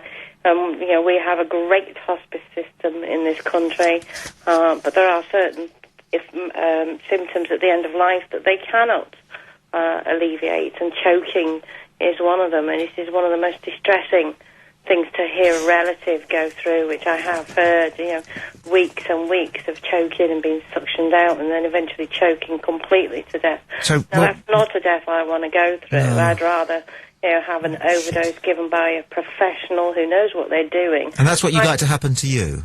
Oh, yes. And at the moment, could that happen to you? Only if I went to Dignitas at the moment. If that happened, if I attempted that in the UK, the medical professionals, it's against the law for them to do that. So where would you have to go to if you reach that stage? Dignitas, there's the British citizens can go to Dignitas in Switzerland. Okay. And have, providing you can provide evidence that you have a terminal illness, etc. It's quite a lengthy process to go through. You can't just wander in off the streets. They are, like I say, very tight about who they let in and who don't. And you can go there and have this professional, compassionate service provided. But it's ridiculous because UK citizens are being forced to travel. There's 100 in the past 12 months gone across, suffering from various conditions, all terminally ill, but all going before the time because they're having to then know that they have to undertake that journey of hundreds of miles. Now, that should be allowed to happen here in the UK. We've got to be grown up and sensible about it. Medical science has moved on, and the law needs to catch up with medical science. Do you mind taking a couple of calls? No, I don't mind at all. Got David for you on Skype. David, hello. Okay. Hello, Tom. Hello, Lisa. Hi. Can you hear me, Lisa? Yes, I can. I just want to tell you what I find to be my sort of worry about the whole euthanasia thing and the sanctity of life. And I don't want to be at all insensitive because I appreciate that you've got a personal, time bomb, as it were, almost ticking away inside you, which I hope to goodness will not turn into anything bad. And I can understand how much that must worry you. And I don't want to sound at all insensitive about your case. But the thing that worries me is, the only way that we can be sure that in the future a dictatorship or an evil power couldn't misuse the right to take euthanasia and actually use it on people who weren't wanting it, who believed in keeping their life to the bitter end, who actually wanted to retain that right. The only way of being sure that could never be abused is not to have the right for anybody to take away a person's life. But at the moment, it's happening behind closed doors, and doctors are making decisions. What we want to do is empower the patients, the terminally ill patients, for them to make those decisions and choices. I mean, I personally think we should have advanced directives at registration with GPs, so that when we become adults, we're not suffering from the emotion of a diagnosis and the impact that is having. But there's a pattern of choices made over the years, and a person's opinion is taken into account. At the moment, the medical profession is as open to prosecution as an individual member of the family is. And the same goes for inflicting treatment upon somebody that doesn't want that. We have the right to choose, and there is a huge number of people who support this campaign for over a decade. Every survey has been over 80% in favour of a change in the law for medical assistance. Lisa, the medical profession is made up of people who've all signed the Hippocratic Oath, which starts off with the Latin words primum non nocere, which is for the first and most important thing of all is to do no harm. And if you take a person's life, it's almost, it's going against, in most people's understanding, what the medical profession has always been about for, 20 or more centuries. And it's something completely new to them. Now, people can, of course, take their lives. People can and do all the time take their lives, and advice on the internet is available on various ways to effectively, quickly, and possibly painlessly, nobody knows, because nobody's come back to necessarily say about it, take one's life. I don't see why the medical profession has to be roped in against their oath to actually be involved in it. The medical profession performs abortions. There are people who opt in and opt out of certain practices that they don't feel comfortable with because of their own personal religious beliefs. And that has to be respected. I fully respect an individual's choice to choose. That's all I want adding. I want to add a choice of yes. But I fully respect that choice and know that other people want to make. And that should be there. And that's why we should have things like advanced directives stipulating that individual's decisions from the beginning as to whether it's a yes or no to treatment or just pain relief or withholding of treatment, or whether, like, when I get to the point where I can't swallow food anymore, but I'm burning up so many calories through the muscle spasms that I'm having and twitching through the day, that they want to put into me a feeding tube in my stomach, put me through a surgical procedure to keep me alive so I can be in a hospice 24 hours a day, having care and being a feeding tube, being in one end and out of the other, fed and cleaned up by somebody else, eating up the money that I would rather leave for an inheritance for my son. Why should I have to go through all that? Okay. Lisa, stay with us. I'm very grateful, David, to you for your call. Thank you very much indeed. Talk to you again soon, I hope. Okay. Thank you very much. I don't know the way to put this, Lisa. My last question to you then is, well, first of all, good luck. Thank you. It's not a matter of luck. Well, all the best then. Okay. Do you have family? Yes, I do. I have a son who's at 50-50 risk of inheriting the gene. How old's he now? He's 17, and at 18 he can go and test. How is he about it all? He's fine. He's hugely supportive of what I do. Okay. I mean, obviously, he's surrounded by family. He's set up a teen network, a support group for other kids at risk as well. And we are hugely supported by the genetic counselling service. They are second to none in this country. Is your plan presumably to leave some instructions as to the point at which you believe it would be acceptable for you to be administered, well, what? Yeah, well, that's what I have done. I've gone through...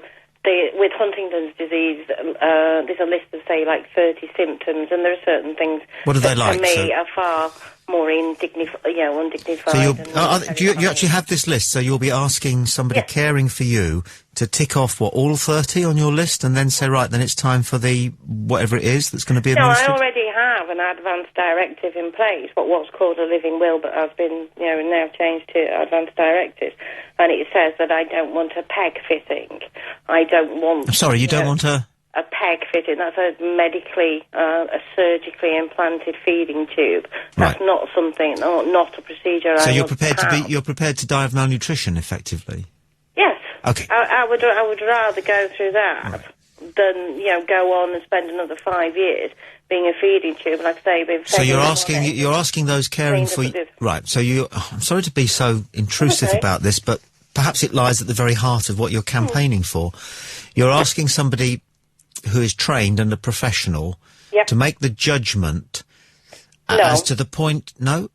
I have stipulated what my quality of life line in the sand is, and that is the point at which my family, friends, and the medical care team, as part of that. But what sort of things does that say? I have had enough.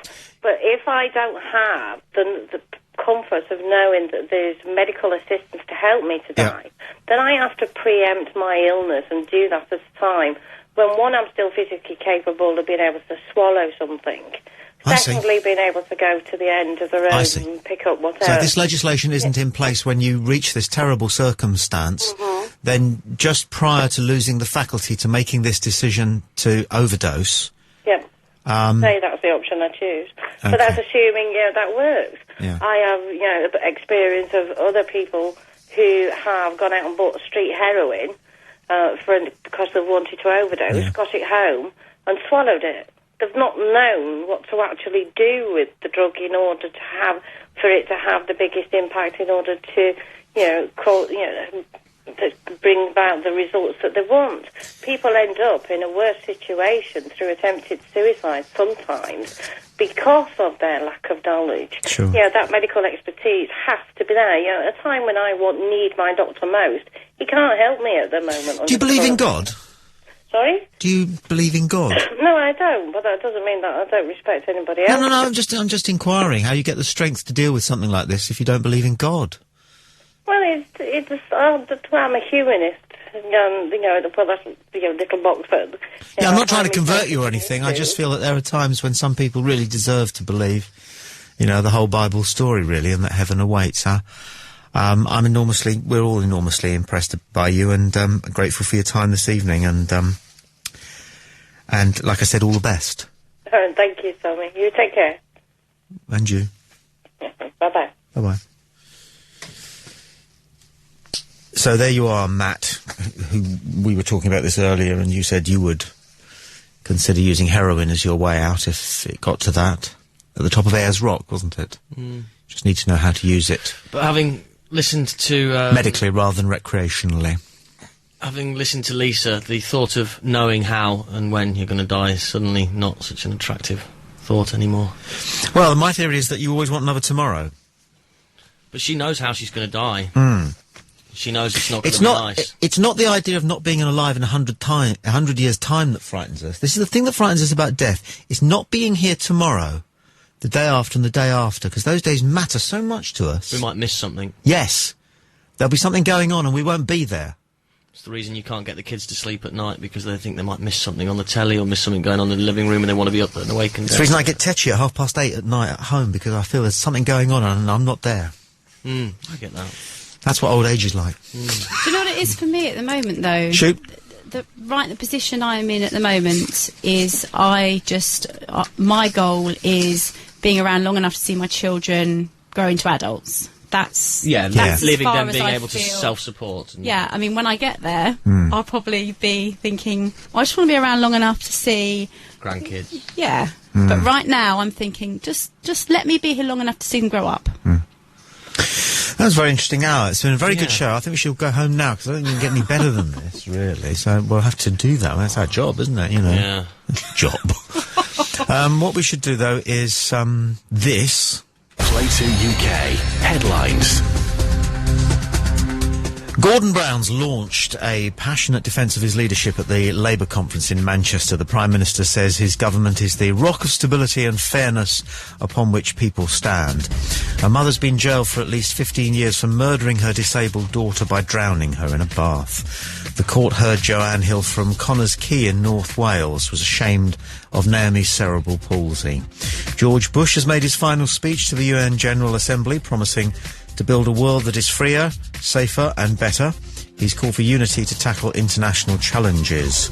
And Lewis Hamilton's failed to have himself reinstated as winner of the Belgian Grand Prix. The McLaren star's appeal was rejected by judges representing motorsport's world governing body, the FIA. Play 2 UK. Weather. This evening and tonight, brisk northeasterly winds will continue to spread rain into southeastern areas and some central areas. Mainly dry elsewhere with clear spells and chilly in parts of Scotland and Northern Ireland. Wednesday, Scotland and Northern Ireland have fatchy pog. Yeah. And frost first thing. Otherwise dry with sunny spells. Elsewhere cloudier, although some brightness. Also a little showery rain in the south and the east. You're up to date on Play 2 UK. Heard a song you love? Then help us by buying your favourite chart CD through Amazon. Just click on the banner at playradiouk.com. Sunday night just got better on Play 2 UK. Hi, this is Laura Critchley, and if you're listening to me now, you missed me on Hershey's Half Hour. But don't worry, you can listen to me again on playradiouk.com/podcast. And don't forget to tune in next Sunday for Hershey's Half Hour with more beautiful special guests. Hershey's Half Hour. 30 minutes of top flight entertainment expertly crammed into 2 hours. Sundays from 4 on Play 2 UK. Not the Tommy Boyd Show. Big in Japan. Let's have a chat, shall we?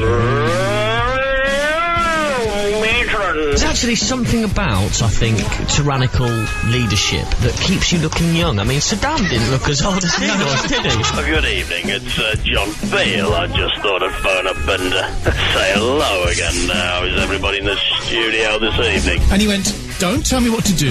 You're a racist. Is that the Tommy Boyd Show? It's not the Tommy Boyd Show. We're just repeating ourselves now, aren't we? Brilliant. No, not. Not the Tommy Boyd Show with Matt and Stu. Sundays from 7 p.m. UK time, only on Play Radio UK. Good evening, is it me? Tommy Boyd on Play 2 UK, the original cunning linguist.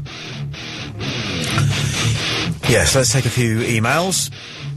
We had some fun at the start of the show, messing around with Stephen of America and Eduardo. We did a pub quiz, which I rather liked the idea of. We might turn that into a format, really, wherein the questions are the questions that are posed on the same... the answers are the answers that are given on the same page as the questions in this book, but they're not the answers to the questions that are given. So, for example, what was the longest-running children's TV programme? The answer to question number 1 on this page is Oak. It worked quite well. It was very silly, and we might do it again this evening. We're also going to be phoning Beijing and Moscow, phoning some sports bars in that country, just, you know, on spec, see what happens. But we've been talking quite a bit about euthanasia and Alzheimer's. It's ironic that you have to stop and think before you get the word Alzheimer's. Do you ever, Aaron's here, and Fiona, do you ever, Aaron, find yourself wondering where your car keys are and wondering whether that's the beginning of it? All the time, actually. Yeah, I do find myself pausing quite a lot at work and just... thinking, is this it? Yeah, I do. Although I noticed the lady on the phone there, if you look at the flip side of the coin, has got herself... some, you know, it's all planned. She knows when she's going to die, roughly. She knows how she's going to die. The rest of us haven't got a clue. Which is worse than you think not knowing? I think not knowing is worth. I mean, I could die next week at the... Yes. You know, or at the age of 45. Fiona, you can get to your PC, can't you? Mm-hmm. Get up the death clock, and we'll tell Aaron when he's going to die. If you go to Google... No, there's a website. There's a yeah, it's good. I did it today. Depending on whether I answers the questions correctly or not. Right. It's 2012 for me, and they actually give you the date as well. Nice. It's ironic, because it's my wife's birthday. Oh, dear. Not really. If you look... Can you Google death clock? Do I have to? Put Google death in. And are you in there? I'm getting there. Okay. Whilst you do that, I'll just play a few bits and pieces that are just nothing more or less than nonsense, frankly. This is something that I put together because I wanted to do a special about dreaming.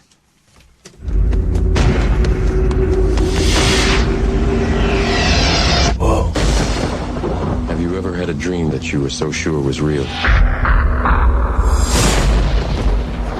What if you were unable to wake from that dream? How would you know the difference between the dream world and the real world? What is happening to me? It's a good piece of audio, that.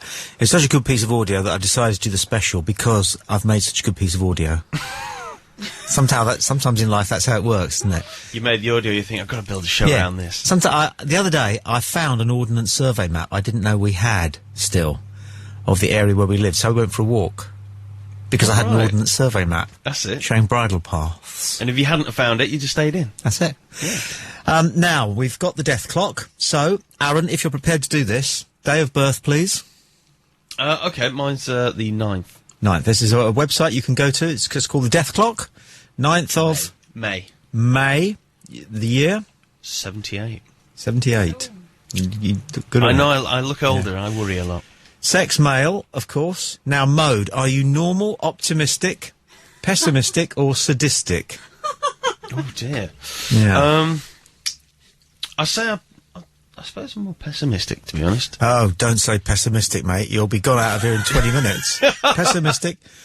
Put pessimistic. Now, we need to know your MBI, your body mass index, BMI. So, height? Do you mind doing this? No. 5'10". 5'10". And do you know your weight in pounds? Oh, God, no, I don't know. It's 1512. You're 1512. Okay, that's 140 plus 80, which is 220. 15... 12. 220. 232. You sure that's right? Are you 232 pounds? You sure that's right? Yeah, 10 stone is 140 pounds, plus half of that, which is 210. You're... how many? 215? 1512. 1512. That's 210 plus 12. 222. He's 222 pounds. I bet he's making that up. No, it's true. That was Mike Tyson's fighting weight, 222. Really? Yeah. Okay, and before you put it in, so put that in, his body mass index is, it's not 25, you haven't done it right. Go down to the bottom of the page. It says to determine your BMI, enter your height and weight below, which is what I've done. Yes, but go down a bit further that page. Now, check your BMI. So his body mass index is 32. So if you insert 32 there, and before you click check your death clock, we can give you the date. Right. This website will give you the day and the date. If I continue of your death, if you continue path. like this, you're a non-smoker. Yeah. Okay, that's big help, obviously. And it will also cruelly tell you how many seconds you've got left. Oh, right. Do you want to have a guess? What, a year? Yes, the year. I'd say... Is your dad still alive? He is. How old is he now? He's 50-something. Okay, Grandad? No. How old was he when he passed away? On my father's side, yeah, I think he was in his 60s. Yeah. Heart attack? Presumably. Oh, okay. What do you think, Fiona? How long's he got? This is really depressing, isn't it? Well, I think that the BMI is not good, 32. It's not bad, but it's not good. And the pessimistic is going to be the thing that's going to take 10 years off your life. Oh. So I'm going to guess it's going to say the 4th of August, 2028. Really? Go for it, Fiona. And here it comes. Monday, the 12th of December, 2033. So how old will you be when you die? Oh, dear. Well, what am I? I'm 30 now. It's giving you 25 years. Yeah. Oh, great. Oh, How I'm about that? 55. Yeah, so you don't need a pension. No. So fuck all that pension business. And I'm not going to get dementia. No, stay self-employed. Yeah. And don't give a penny to national, provincial. Great, I'm going to die at the age of 55. Yeah, Can I do mine now? Yes, Fiona, we'll find out how long you're going to live. This is annoying because they tend to live to be 120 on this thing. Okay, so Fiona is 2nd of May. No, 2nd of... Aaron, Matt's just come back into the studio. We've got the death clock up. Aaron dies at 56. That's good, isn't it? It's going to be longer than me. Okay, Fiona has put herself down I haven't as... put myself as anything yet, Yes. because I can't decide which whether one you're I'd normal, fall- pessimistic, sadistic or optimistic. What would make me any of those? I mean, Put I'm not- normal. Normal. You're normal.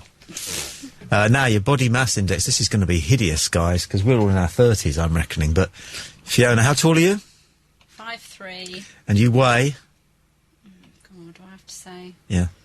I don't know what it is in... Oh, what do you mean you have to say? What are you in stones? Perfect little petite body. No. What are you in stones? I weigh more than 9, exactly. 9 stone, exactly. Okay, that's Yeah. 140 less 14, which is 128. So, no, 126. So you're 126 pounds. So she goes right off the drop-down list. 126 pounds. Yep. The body mass index, I'm guessing, is about 18.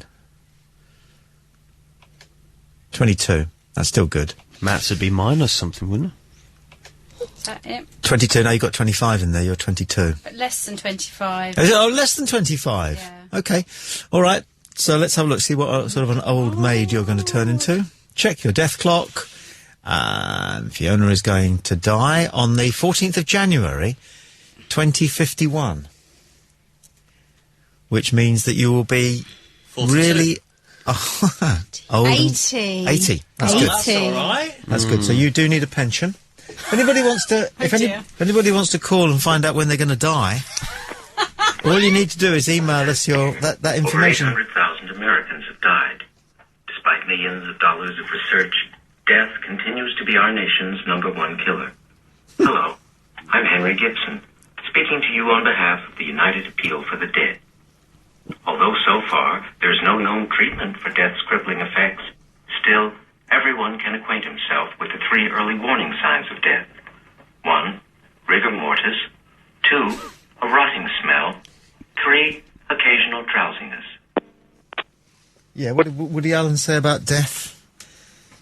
It's not final. I can't remember. He said he didn't want to die. He didn't mind dying, he just didn't want to be there when it happened. What was it he said? He believed in reincarnation and he wanted to come back as Warren Beatty's fingertips. Warren Beatty was a guy who made love to a lot of beautiful women. So, hence. So, where did we get to? So, Fiona, you're going to live to be 80. That's good. What are you going to do about that, Aaron? 55, 56. That's chilling, isn't it? Also, we've got the date, 12th of December. So, but that's if I carry on the course as I am, the weight that I am, and as pessimistic as I am. That's it, yes. So if I start pessimism. to smile a bit more... Let's see how long you're going to live if you're optimistic. Okay. You can stay the same body weight as Mike Tyson, but we'll quickly... Can you get that Death Watch thing back again? I will do. Do you want to speak to Gary? Yeah, I'll take a call from Gary. Hey, Gary. Good evening, Tommy. Hey, fella. I'm very well, thank you very much. Yourselves? Yep, we're all here. I'm well. Good. I did the death clock. I'm going to live to 90. Why is that, then? Did you lie? No, I didn't, actually. I was even considering my size, I put all the right things in. It said, it's September 17th to 2064. Yeah, that's the chilling bit, isn't it? Knowing the day. It's quite worrying because it does the seconds, so you could literally watch it go down. Do you like football? I do. That'd be annoying, you see, because we're only 3 weeks into the season. You won't really know how the league's settled down. They'll probably be one of the newly promoted teams in the top three. That's very annoying. If things go right, 2064 is either a World Cup or a European Championship year. I would at least see England win something by then. Be lucky. You're very optimistic, aren't you? I had dinner with Fabio. In 20 years, one of the Beckham's kids will be in the team. He probably will, yes. Old Bridgend or whatever his name is. Now, I can't remember what his name is. What is it? Oh, it's Brooklyn. That's it. Preston So if Aaron flips now from being pessimistic to optimistic, how many more years does it give you? Another 25 there. Just for the worst, that's optimistic in itself. Well, yeah. See, it's a load of old cobblers, isn't it? But on the other hand, seeing that day. So you die on a Friday now. Yeah, that's good. It's finish work early on a Friday. Yeah. You won't be able to enjoy the weekend or anything. Well, no. Yeah, but wait a minute. You won't be at work when you're... How old are you now when you die? 78? 72? Yeah, something along those lines. Wouldn't they? 72. But we'll be working until we're 72. Well, and beyond. In 2050. Yeah. We'll all be working in home base. Have you noticed that you can't get anything? You can't get anybody to serve you in home base who's under 70. Have you noticed that? You know why that is, Tommy? Go on. You know why that is? It's because Homebase had a policy, and I think all those kind of sort of gardening places of employing, and it's very good, employing more elderly people because it seemed that they bring an experience to those kind of companies where, let's face it, you don't run into Homebase for something and run out in 3 seconds. No. You do tend to stay there, know what you want or need help and have time to look around. Yes. So the experience of someone who's lived a bit and knows a bit about gardening or that sort of area is seen as a bonus. Yes, I don't know if I want to work when I'm 70-something. No, I don't want to work when I'm 50-something. No, you don't want to be here now, do you? You don't want to work next Well, we'll find out when we do my death clock in a bit, won't we? You'd be quite happy going home now, wouldn't you? Yeah, let's see how many hours Matt's got left for you. Thank you, Gary, for your call. Very much indeed. Appreciate it. That's what I was calling about, but I'll do that another night. Oh, well, go on then. Tell you what, you do, Matt. Let me get it organised. No, let me use human resources efficiently here. Fiona and Matt will do Matt's death clock using sign language, whilst Gary and I find out what it was Gary Skyped us for in the first place. Go. Okay. I noticed that next week, one of the Channel 4 channels, More 4, is showing the presidential debates from America. Yeah. And from memory, this is the first time that I can remember that the American presidential debates have been shown in this country. And it brings up that whole... And Matt mentioned something when he was chirping into one of your callers earlier about the fact that he doesn't know where public money goes, or doesn't get a vote on, say, where certain tax things are spent. Would something like a national debate in this country around elections help to educate people? Or is it... Because nobody really wants to watch Prime Minister's question times. No one's around during the day effectively to watch it when it's on. Would a kind of more prime time... Yeah, I think you're right. You make a good point. We would very much like to see Gordon Brown argue a toss with David Cameron, but then would Nick Clegg be there? And would he get a proportionate amount of time to the number of votes... seats that he has in the outgoing Parliament, and how would that be judged? And did Ross row get into the debates when he stood as Nobody could see him. There was a third podium, but he was such a short ass, wasn't he? He was a small man. He was 5'1", wasn't he? There's He no was way the never Americans going to be are president. president. No way. You've got to be 6'3", 4", haven't you? Yeah. It doesn't bode well for McCain. It doesn't. He's taller lying down, isn't he? He is. Thank you for your views, as ever, Gary. Going to the heart of the national debate and making one or two points that have been missed in the conversation so far. How long's Matt going to live Right, to can be? you calculate his weight in pounds, How much please? do you, how are you in stones? Well, Matt? basically closer to 10. 10. Put him down at 138. What is it with you fucking kids who can't do pounds? Fuck me! It's not difficult. There's 14 pounds in a stone. Oh, it's in pounds. What did you think it was, you stupid fanny? Oh, very dare you. What did you think it was? I thought it Where was... it says I thought it was LBS. in What do you think kilos. that's No, because I kilos? wasn't looking at that. Because you always now get weight given to you in kilos. What do you and I weigh in don't know- kilos, I've then? no idea. There, you see. What do you weigh in kilos, Matt? 100 and... Oh, no, I'm lying. What do you weigh in kilos, Alan? I haven't got You haven't got a- What is it? What is state education done to you? I had state education, but That's I what was I old mean. money. Yeah, state education, it's rubbish. How many pounds are there in a kilogram? Don't know. You haven't got a clue, have you? No. Haven't got a clue. No, Why I do I do need know to know that, They though? have the original kilogram stored in a safe place at the Bank of England, is it, or something? The original kilogram they used to measure all the weights. There was an American comedian who used to say, over in England they don't use pounds, they have stones, which are 14 of our pounds. The only reason they can do that is because they're so old, they've had time to make all their stones the same size. It's not a very good joke. What do we want to find out? What Matt weighs in pounds? 138, put him down I've for. done that already. Okay. So, have you looked? He's 6'1", his body mass index is 18. Don't tell Michael Burke, he'll be making a documentary walking through your village, and the next thing, Bob Geldorf will be getting Sting to come out of bed on a Sunday morning again, and they'll all be there. Metabolism. Jesus, 18. But look, how long am I going to live? Let's have a look here. Let's have a quick look. 2067 is that? Let's do this, and then we'll let the good listener on the thing, because this is all us at the moment, and the good listener is sitting at the PC wondering what this is about. It's Play Radio, it's our Tuesday talk show, and through talking to people about euthanasia and Baroness Warnock and dying with dignity, we found a website. Thank goodness for some websites, aren't they fantastic? And this one is called The Death Clock, and you can find out not just what year you're going to die, but the date. So what date's Matt going to die on? Tuesday, the 12th of July, 2067. Uh-huh. On Mars. How old are you going to be there? Is that 89? No, I'm going to be like nearly 100. Really? That's right. If I'm 29 now, and it's 2008, am I going to be like 97, something? Let's draw a line underneath the death debate just for a second there. I did catch an email from Mick, I think, just going through the system, saying something along the lines of, I've just done the Death Watch website myself. Fuck me, I died 14 years ago. Thanks for that, Mick. Does anybody want the biggest laugh that the radio's ever delivered? Sure. Of course. Have you heard the Felching tape? No. No? You'll love this. This is absolutely, you'll cry your eyes out. Listening at home on your PC or podcasting, record this or go and find it. It's out there on the internet. It's been around for about 10 years now. It is just the funniest possible thing. An old guy, who's one of those American newscasters who has one of those voices because he has gravitas. He's there in the studio, and he's got his tech op with him, right? And they rip and read him a story. You know? Yep. Just comes off the wires. He hasn't read it, okay? And, well, here we go. You ready? Here's a fax from Cooter in Orlando, who sends me a copy of a story that appeared in the Los Angeles Times. He says, a prestigious newspaper, not the oft-maligned Weekly World News.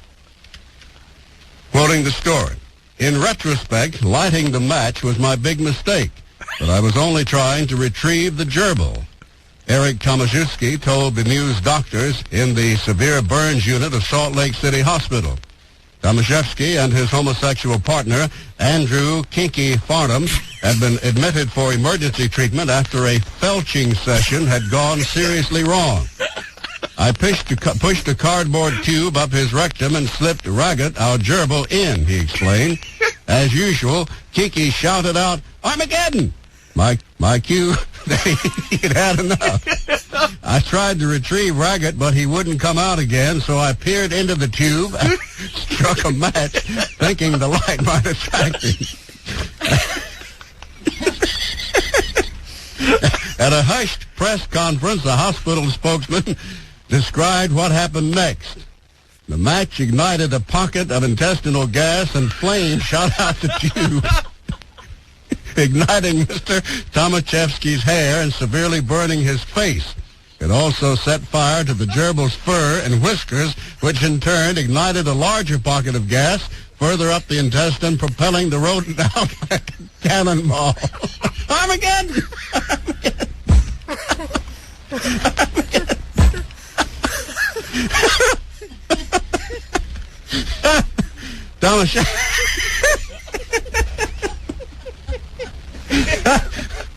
Tomaszewski suffered second-degree burns and a broken nose from the impact of the gerbil, while Furnham suffered first and second-degree burns to his anus and lower intestinal tract.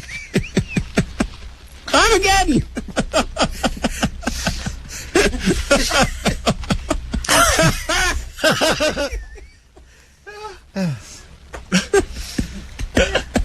Crying. Peered into the tube and struck a match, thinking the light might make the gerbil come out. So that's what felching is all about. Armageddon! Okay. Who said that? I didn't. Robert D. Raven on the John Bourne Billy Show. Okay, so marks out of 10. I have never heard any. I've seen things that are as funny as that, but as a piece of audio alone, I think that is the funniest thing that I've ever heard. Audio. So I mean, that's a 10 out of 10. That's where the bar is. That's good. It's painfully funny, isn't it? Very good. You know, it's. We could do it. Pay the bills. We'll pay the bills, yeah. A reminder, hello, I hope that made you laugh. Any comments gratefully received, you can email us. It's studio@playradiouk.com. Phone lines are open, 01243 55 60 60. And if you've got Skype, we're play.radio.uk. It'd be nice to hear some new voices this evening, as well as the excellent contributions from some of our regulars, which is great. PlayRadioUK.com is offering you the chance to get your hands on rock, metal and punk t-shirts, plus other band merchandise from just £11 K shipping. For more details, click on the Loud Clothing banner at PlayRadioUK.com. Websites don't always work to their full potential. In fact, they can seem like a mystic art. Wouldn't it be great if you had someone on hand to wave a magic wand that would optimize, improve, and increase traffic to your website? Fear no more. The Web Wizard is here dispensing web wisdom and free tips. Email your question to Jason Rutland, the Play 2 Web Wizard. wizard@playradiouk.com. Then listen at 2:30 p.m. on the last Thursday of every month. The Web Wizard on Play 2 with Argo Internet Business Consultants. Growing your ideas. Click argo.uk.com. Play Radio UK have teamed up with Virgin Wines to offer you a massive 20% discount off your favourite wines. Visit playradiouk.com and click on the Virgin Wines 20% discount voucher to start saving now and have your favourite wines delivered to your door. Play Radio UK and Virgin Wines for people who love their wine and a great deal. Just log on to playradiouk.com and click on the Virgin Wine 20% discount voucher and start saving today. Tommy Boyd on Play 2 UK, a super song of sanctity in a weird and wacky world.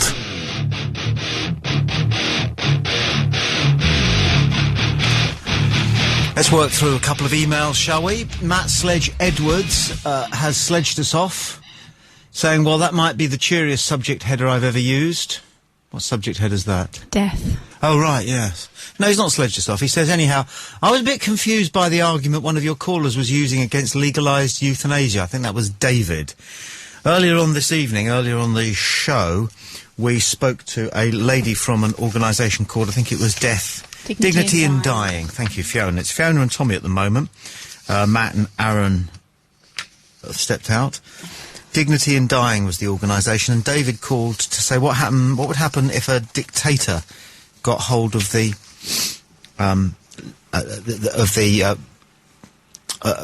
had the freedom from previous legislation. The mistake in David's argument is that if you're a dictator, you can impose whatever you like. Yeah. You don't arrive in power as a dictator and go, right, let's have a look at the existing laws of the land and see how I'm going to enforce them, I thought. Anyway, Matt goes on. I was confused by David's argument. As far as I can tell, he was suggesting a future dictator might use such a law to kill people against their will. Have I missed something? Isn't the point of a dictator that they don't care what people want? Did Hitler or Stalin set out to kill millions, then get caught out because there was no pre-existing legislation they could twist? There you are. If David's still listening, this is a good point being made here. He says, I can see there are arguments against euthanasia, but the idea that at some point a dictator might twist that law is one of the most stupid things I've ever heard since the last time I was on the internet. Keep up the good work, he says. P.S. says, I've been called bad before. Many have said I do things that are not correct to do. I don't believe in such talk as this. I'm a nice man with happy feelings. All of the time. First, a joke. What do you get when you cross an owl with a bungee cord?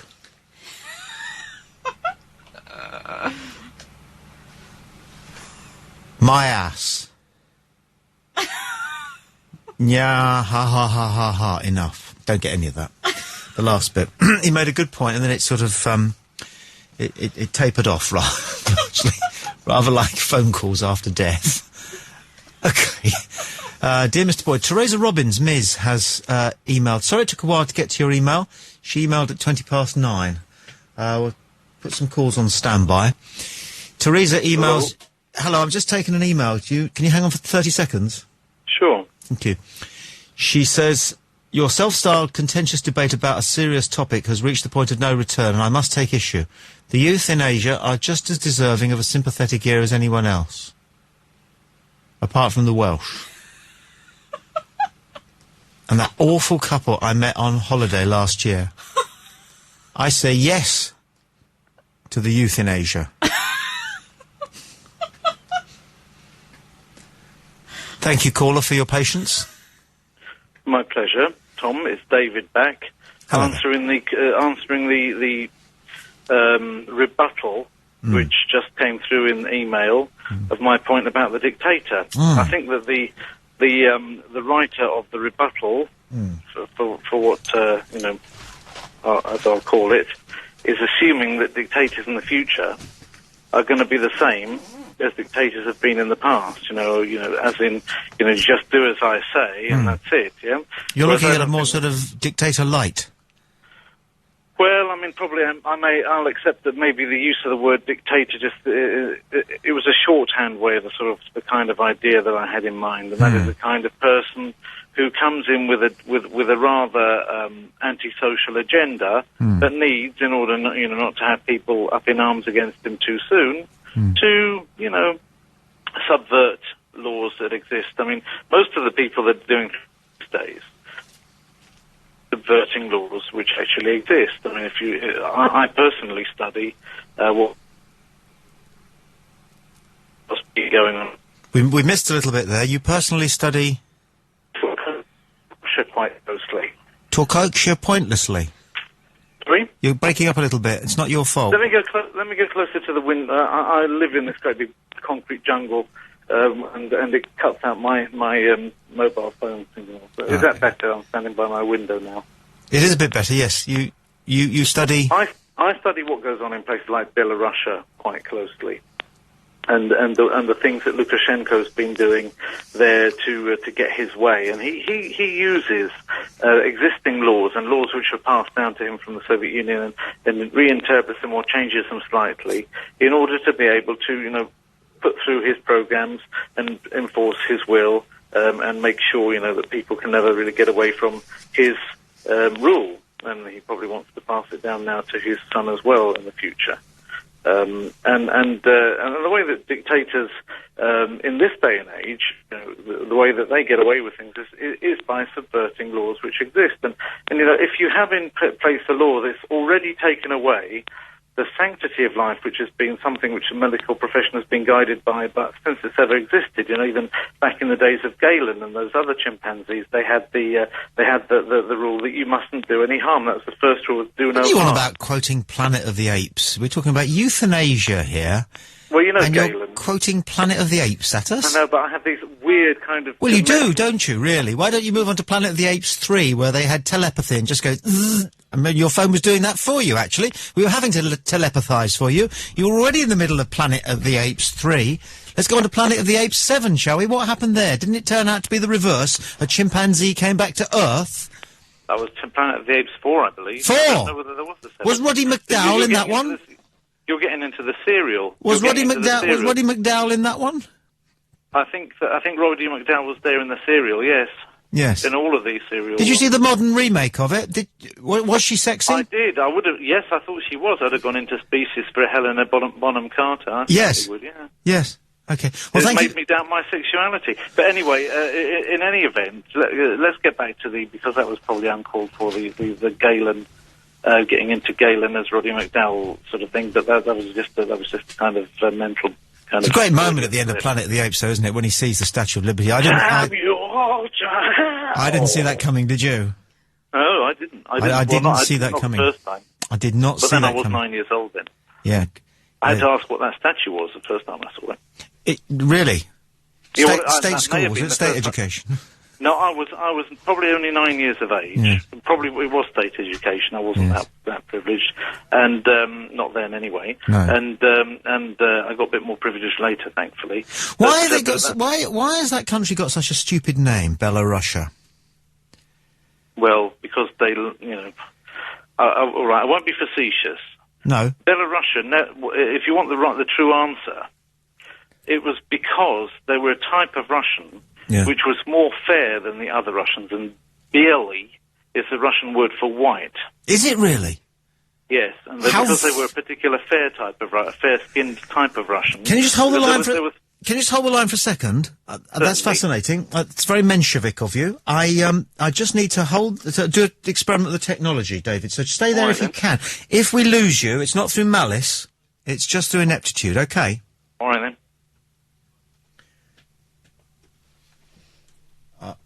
Oh, good evening. You're on Play Radio. Hello. Oh, hello. Who's this? Matt Edwards. Hello, Matt. Thank you for your call. I sent an email about euthanasia, and you read out... Yes, I've got this guy on the other line who's just cut himself off, who thinks you're a bit of a twat. Well, I gathered that, so I thought I'd ring in and sort of, let him have a go in person, as it were. Well, I think we may have got him back, but I don't know. So if you want to call him a twat, then you can, but...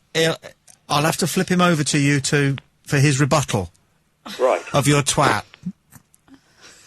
Well, it seems a little uncalled for. I mean... Yes. Difference of opinion, but I guess on the other hand I did say that he was fairly stupid, so... Okay, stay there then, and I'll see if I can get back to him. Because... Okay. Is that there, the bloke who I called a twat, but Matt called stupid? Hello? What? David James is going to Skype back so that he can converse with Matt. Oh, okay. And on line 1 we have Denny from Huddersfield. Is that Denny there? Hello, Denny. Hiya. Hey, Denny. Yep. I heard Lisa Cook earlier on. Oh, yeah. On dignity and dying. I've been listening, to other comments, and to be honest, until something actually happens to you, you shouldn't have a comment or an opinion. So, to be honest, with some guy saying, about a subject he really doesn't know about, especially if he's talking about Planet of the Apes, is beyond what I think, is right. It's totally unnecessary to bring Planet of the Apes into a discussion about euthanasia.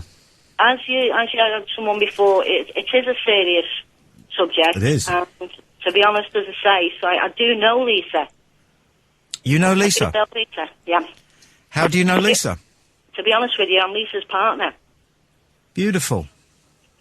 And I've been with Lisa now for nearly 3 years. I knew about the Huntington's disease when we got together. You know, straight away. Do you want to do a rebuttal on this bloke then, David, who I think we've got on our Skype? Are you there, David? Yes, I am, but I'm having difficulty getting Getting the what? Getting the cameras down. Give me a second to try and get the cameras off. I don't know what happened. We can hear you perfectly okay, David. Okay, well the problem is I'm getting I've got in my cans, I've got the feed from the cameras. Okay, well you sort that out whilst we find out a little bit more about Denny. So where'd you meet Lisa? I met her in Liverpool, where obviously I come from, if you can tell my accent. And it was in Bootle, where near I live. Right. And how are you? Because you might be involved in Lisa's departure if and when her Huntington's takes hold. I understand all that, and I understand that I could go to prison, and that's fine by me. Bloody hell. Are you prepared to do that? Yep. Well, it's when you, as I say, when you're actually going through something with someone. I'll tell you a small part, right? Is a cousin of mine, Linda, which Lisa knows about, and she died of cancer within 3 months of finding out, right? All right. Now, on the second month in, they started to give her chemotherapy on a very, a lot of chemotherapy straight away, and she lost her hair. Now, my cousin Linda was only in her 30s and didn't want to lose her hair and wanted to die before she lost her hair. And it had already started, and she lost her hair before she died, and she didn't like that, you know what I mean? It was the same, but in a short space of time as what Lisa's got, so like 15 years to go. It's funny, aren't people funny? Because most men lose their hair and they don't like it, but they don't, it's not a cause of suicide. Yeah, but it's different for women. I do think it's different. No, I find that I'd be odd, devastated if I lost my hair. Fiona, you're talking to Denny. This is Fiona who's just butted in. Hello, quite Fiona. rightly. Yes. She understands women wanting to leave this earth if they're going bald. Yeah, I would be. It's one of the worst fears for me, losing my hair. Good God. Oh. You see, if for a woman, as Fiona said then, it's with my cousin knowing she had like 3 months to die, 3 months to live before she died. On that last month, she'd have loved, because she was out of hospital and, they had stopped the chemotherapy. It was too late for her hair. And we had a nice New Year's party, and it was the last one she ever had, and she died a couple of days later. And that's the only thing she wanted, instead of a wig. Yeah. And I really felt for her, because she said if she could have gone before then, she would have done. She said her goodbyes. Yeah. I'm grateful for your call, Denny. I've got to crack on. I've got this guy in Poland, I think it is, wants to have a fight with this guy called Matt, who's called up to say that he's out of order, which I think is your point as well. I wish you very, very, very best, the pair of you. Oh, we'll be fine. Lots of love. We'll be fine. All right, thanks, Tommy. All right, yeah. Nice lady. Very nice lady there. Okay, now is that Matt back? It is, yes. Hello there. I think we've got David for you. Have you sorted yourself out there, David? I have, thank you, Tommy. Okay, Matt thinks... question for Matt. Yeah. Matt, why do you suppose that that ever since the beginning of the medical profession, they have been against the committing of euthanasia? No, I'll interrupt there. That's a stupid question, because they might all be wrong. What makes you think they're all right? I didn't say they were all right. I asked Matt. Well, in that case, if they're not all right, then there's no point asking them what they thought 500 years ago. It doesn't matter a pile of beans. What we're talking about is now, and what we know now. So no more history lessons. Why would it be different now? Why would it be different now? Because people are different now. We've got cars. Really, there's a new species, is there? We've become biologically different. Considerably different. We'd have burned wizards like you at the stake 400 years ago. Any additional genes have sort of arrived in the mix there at all? Probably. Do you know that there aren't? Probably. Do you know that there aren't? Well, we know that there are usually 46 chromosomes, but some people have a few more. And is that all you are, a pile of chromosomes? Well, stop that's fishing for support. The information is that sort of produces the human being. Don't talk down to Matt. He's a perfectly intelligent young man, and he doesn't need you to come on and try and give him a history lesson. Well, why he thinks that you're talking crap about dictators. For himself. He thinks that you're talking crap about, and it's your job. I know it's that your job. that you can argue, Tommy. No, but shut up. Shut up. Stop talking over me. It's your job right, to field Mac's question, not to start fielding his question by asking a question of your own, you twit. So, Mac, get in there again. Right, Denny, I believe it is. No, his name's David, but I like David, the sorry, thought of I him do being apologise. Denny. Go on. Okay. David, what makes you think that your hypothetical future dictator wouldn't change the law to suit their own needs anyway? Then let him do that rather than us for him. No, that doesn't answer my question. No, at it doesn't, David. That's pathetic. Answer his question. We've had laws that have been in place since the dawn of time, which have got No, we haven't had the laws in idea place since the of dawn of time. Of the sanctity Good of human life. God, man, we have not... We didn't have laws in place since the dawn of time. The sanctity of life. What was the And law that means was in place at the who's dawn allowed of to make time? the decision What was to the take law in somebody's place at place? the Who's dawn allowed of to make time? that decision? What? Just answer this If I- question and then Matt can come back at you. I'm fascinated to know what laws were in place at the dawn of time. There have never been any laws since the beginning of the laws governing the medical profession. What were that they? allowed Motoring anything other than- laws? Laws against shoplifting? The dawn of time, when was that again? Well, it depends which system you're on, but Well, I mean, give me whether any we're talking system. about even Hammurabi. We'll talk about Hammurabi's Give legal me any or if system you for want to talk about- the dawn of time. Was it Well, the what Big about Bang? Hammurabi's legal system? What about the system in the You're- Old Testament? What you're about the so system in flaccid, the Quran? David, it's an insult asking Matt to bother to box you with one hand tied behind his back. I think let Matt do And it what himself annoys me rather is than you do it that for what him. annoys me is that this semi-puerile sparring of yours should be unleashed. Should be At the moment, unleashed. he's not really doing. Should be unleashed on a subject so Well, he's not doing it for himself. You're potent doing it for him. and moving as euthanasia. Stick to conversations about popular culture or something like that. But don't try and come in here with your tongue stuck in your cheek when you want to talk about euthanasia. The laws since I'm talking about euthanasia, and Not I'm very talking well. about the sanctity of life. Right, now shut up and let I'm Matt not using talk. ad hominem arguments like this other character is. You're full and of I haven't bollocks, aren't descended you? into You're abuse like that other absolutely character full has. of And I'm bollocks. talking about the sanctity of life, which is a basic right for all people. No, you're not. You're showing off because you think Yes, you know lots I of long am. words. You're a person who didn't get a very good Well, education. you know, I don't know You why didn't you're get any projecting education at all, did you? I didn't. Where did you I go don't know to? Eh? Beg Gasworks Road? Where did you go to school? Gasworks Road? You failed your Open University degree, didn't you? Hence you need to overcompensate with all these crappy long words. I got a very good degree from Cambridge University. You're a liar. No, I'm not. Go on then. What's your degree in? Modern and medieval languages.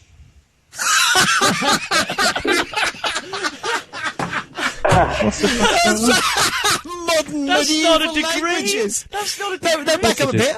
Modern medieval languages. Modern and medieval languages. Modern medieval languages, you said. No, I'm telling you for the fourth time, modern and medieval languages. Well, you haven't got the excuse of a bad telephone communication this time. Why don't you move your PC nearer the bloody window? Or jump out of it. Better said! Matt, do you want to have another go at this bloke? Oh, you might need God. you might need your English I Latin haven't dictionary had any standing by. argument I'll of give it a merit crack. whatsoever. We'll Could see I if actually we have can- an argument of we can actually merit answer it in this favour time. of changing the law so He that can't people even can shut up commit long enough to hear euthanasia the on question, people? can he? Yeah, no, shut up, David, and listen to Matt. Okay, Dave, I'm going to try this again. What makes you think your hypothetical future dictator wouldn't change the law to suit their own purposes anyway? I didn't say that he wouldn't. Well, it was sort of implied by what you said. No, it wasn't employed. I didn't say that he wouldn't, and therefore you give me a straw man argument. Okay, David, I'll try and understand what you're saying. I'll try and lower myself down to that level, okay? Right, Don't you're give saying me an ad that we can't hominem put level, and aside don't a talk law down against to me. euthanasia because a future dictator might use that. But you're also saying Yes, that a future because dictator that's can the change reason law why we have the anyway. sanctity of life, so that it can't be abused. That's why No, it's David, enshrined. that's That's why not for what you said. all these years, doctors and people and lawyers have not been willing to employ euthanasia. David, it's not that what they you haven't said. thought It of may it, have been what you Matt. meant, but it's not what you said. Because I was using a little bit of shorthand, and I already said that. I don't know where you want. No, how it's much so you want me to winning this say. argument, That I was isn't it? using some kind of shorthand when I was Fiona? talking about a dictatorship before. Who's winning I'm this talking argument? about undemocratic. I'm talking about Do you know what if you're slightly listening and you- irritates me? Yeah. Where he keeps going on about the sanctity of life. Yeah. Surely it's up to an individual to decide. Yeah. We're not listening to you, David. We're just talking amongst ourselves. Surely it's up to each individual to decide about, what they think about the sanctity of life based on their opinion of their quality of life. David's having trouble answering. It's up to the state to impose sanctity of life as a default. Shut up. What people then think about it is another matter. Going on now. But the state has always imposed sanctity. I don't want of the life state to decide. I don't want the state to decide on my quality of life. Well, what's the state there for then? If it isn't to put forward something as basic as the sanctity of life. But something as basic as the sanctity of life, we're not allowed to kill each other. Well, okay, David. We're not talking about killing each other. We're not allowed to kill each other. Then what is it there for? What's the point in having any state? Jump, David, jump. Jump. The thing is, if your pets are suffering, we put them out of their misery. Yeah, but we're not allowed to do that with the people. Pet, I'm a human being. Exactly. If you want to be a pet, then exactly. So the people and you would make that decision yourself. Sorry, Fiona. It's all right. No, it's just that the people, it's the people that are closer to us than our pets. We're not allowed to help in the same way. And that's wrong. We're not animals, are we? No, we're not. Exactly. We're people that have David, feelings. can I just terminate your call by saying that in my you're the guy with the finger on the button. You can terminate it when you like. But I don't think that it's been a very satisfactory debate. No, because you haven't allowed it to be, David. No, but David, I just want to say to you that from my perspective, all right, any exegesis of your epigrammatical complications are so heavily laden with the implication of nascience on the part of everybody else who has to endure them that you're a bit of a twat. Okay. Oh, fuck off. Sorry about that, Matt. No, that's all right. What a plonker. Yeah. I kind of hoped that he had a bit more than he'd come out with in his original call, to be honest. Oh, I think he just likes to wind people up. Yeah. And he does a very good job of it. And that's why we like him. Yeah. But not much. Fantastic. Cheers, fella. Yeah, no worries. Ta-da. See you. Going very well tonight. That was a very interesting 20 minutes, wasn't it? It's been a very interesting show. I wish I was at home on my PC. Because you can actually look at diverting images and listen to this. What would you be watching while you were listening to a debate on pro or anti-euthanasia? Watership Down? No, I'd probably be going to some of those free banner making sites and just reorganising the banners on my website slightly. We need to pay the bills. Yeah. Love film? Then you'll love PlayRadioUK.com with low prices on Blu-ray DVDs. There's also 40% off and save on DVDs under $5. Just click on the lovefilm.com banner at PlayRadioUK.com. Here at Play Radio UK, we're dedicated to providing you with a fully interactive website and music service. Choose from 11 stations playing all kinds of music 24 hours a day. While away the hours with loads of games in the playground. Interact with other users and find answers to all your technical problems in the forums. Find out who's on when, what we're up to and what we look like. Although some of us are more photogenic than others. PlayRadioUK.com. Internet radio. Your way. It's back. It's back. The 6th of October 2008. Broadcasting live to the UK. News, information, entertainment, and the best music from the past 40 years. This is Play 2 UK. Tommy Boyd. Call 01243 55 60 60. Email studio@playradiouk.com. Skype play.radio.uk. Now, live from the south coast of England, The Tommy Boyd Show, only on Play 2 UK. On this show this evening, we listened to Andrew Schuber, spokesperson for the Alzheimer's Research Trust, responding to Baroness Warnock's call over the weekend that dementia sufferers may have a duty to die. And on that subject, we spoke to Lisa, who is a spokesperson for Dignity in Dying. We took a call from Lisa's partner, who's the person... that was a regular switchboard call, not set up, who turns out to be the person who may have to make a decision about Lisa's life or death situation when her Huntington's takes hold in something like 15 years' time. We've taken a number of really interesting calls from people pro and against euthanasia. And we've had the biggest laugh we've had listening to something off an American radio station, the Felching clip, about 10 minutes ago. And we've got more of that kind of fun to come. But some nice emails have come in, so let's grab those from Fiona and Matt. Do you mind if I read this? Go for it. Hi, Tommy. Can I just offer you an apology tonight without Matt attacking my spelling and grammar? Anyway, Tom, after doing some careful research about your hair patterns over the years, I admit I was wrong about you dyeing your hair, and I have to stand up like a man and admit I was wrong, so I am sincere with my apology to you, Tommy, and I hope you accept it. But, something I would like to clear up, Tom, if you don't mind. For a man in his late 50s, you look great, but just tell me, is there a slight chance you're wearing a wig? And if you are, what? But could you just put my mind at rest and confirm to me you're not sporting a hairpiece and get Fiona to give it a little tug? Thank you, Peter from Birmingham. I've had this happen to me twice so far in my career. And on one occasion I was in a pub and I suddenly felt my hair being pulled. And a bloke was standing behind me and turning to his mates and going, no, it's real. And that's because when you're on television, people don't think that you're a human being. They don't think you can hear them. Two women in a supermarket queue, one said to the other one, looking at me, daylight doesn't suit him, does it? Oh, my God! I know! And twice I've had my hair pulled to see if it was a wig. Now, if you've got the pictures up on Not the Tommy Boyd Show, which is, if you, on your browser, just go NTB... NTT. NTTB... S.com.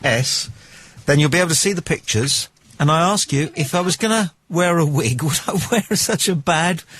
No. Would I wear such a tatty wig? No, I've got loads of hair, you know, and I'm very pleased about that. You've got a lovely head of hair. I've got a fabulous head of hair. And I've just given Tommy a tug. Yes, she has. Just given me a tug. And 50... And it's all real. 50 million of them thought they were going into action. Can I just say, Peter from Birmingham, I never attack your spelling. Your spelling was never in question, but your grammar still is. OK, we'll grab a quick call, and as long as it's any good, we'll stick with it. Otherwise, back to the emails. Hello, you're on Play Radio. Silent caller again. Back to the emails. This is from Stephen. Hi, love your show. Keep it up. I'm from Canada. My mum is from the UK. I can't very crap accent, sorry. I love coming over there. I can't get enough of it over there, so you... What's that mean? So listening to you all the time. So listening to you all the time. P.S. I would love to get that cup. Laugh out loud. John in Norfolk says, hi there, Tommy. Good to hear you back again. I'd almost given up listening to the station. Why is Matt no longer on the Mendoza show? And have you left original, as Wikipedia has a report on there? Enjoying the show, and you hit the nail on the head when you said people surf whilst watching TV. I have my laptop here and I'm watching and listening whilst doing just that. Yeah, we're doing it now. That's what we do at home now. We all sit down, sometimes four of us in the living room, on our laptops, and the television's on. And then occasionally someone will go, what are you looking at? Yeah. And someone will go, nothing really. You'll say nothing really. But now you can actually have a nice audio stream of some gentle argument, conjecture, just going on, so that you kind of got some company there. Yeah. My mum said that she'd like to get her laptop set up to her plasma screen. So that she can actually sit and, if there's something worth watching... What I sometimes do, if I wake up very early and I want to make a start to the day, is that I'll sit up in bed with my laptop on my lap. But it gets so hot, doesn't it? It does. And that's not good for men, is it? Because you know what they say about the sperm count. So... Needs to be kept refrigerated. Another email. Oh, I haven't left the Mendoza show, by the way, either. No. We have Christopher from West Wickham on Skype. Well, let's work our way through a few emails and then grab Christopher. He's on Skype, so stand by, Christopher. Okay. Hi, Tommy. Great show. Will you be occupying this slot in the forthcoming weeks, or will Brighton's Uncle Bulgaria... Uncle Bulgaria Mike Mendoza be returning? Talking of Wombles, do you think the Global Warming Brigade be hijacking these fussy, furry fellas for their future environmental campaigns? They were recycling maniacs after all. Remember, you're a Womble. And he has actually given us a clip, and that's from Dino in Dudley. Dino, thank you. Forgive us for not going to the Womble clip right away. Dave in Great Yarmouth says, hi Tommy, enjoying the show and listen regularly. I've just come back from Italy, having had a lovely week, dodging rain showers. I just found out that I have to go into hospital for quite a serious operation, where I'm going to be immobile for a few months. I have cerebral palsy. Can you suggest somewhere nice to go before I have to go in? Dave in Great Yarmouth, email us back what that operation entails. I'm very interested. And whether you're athetoid or not. Interesting. Thank you, Dave. I Next just came back from Italy, and yes, it was raining. That's the other half of his message, isn't it, really? Yes. I focused on not the important half. No, I focused on the impending operation. Yes, and the complicated and whether the cerebral palsy was of the athetoid variety and whether that was any whether that was part of the operation, because it used to be an inoperable condition. I always thought it was. But you quite rightly focused on the meteorological situation in Tuscany. Quite right. Next email. You can put lipstick on the knob, but it's still Clinton's knob. This is a reference to Barack Obama's, you can put lipstick on a pig and it's still a pig, but a prettier pig. A prettier pig.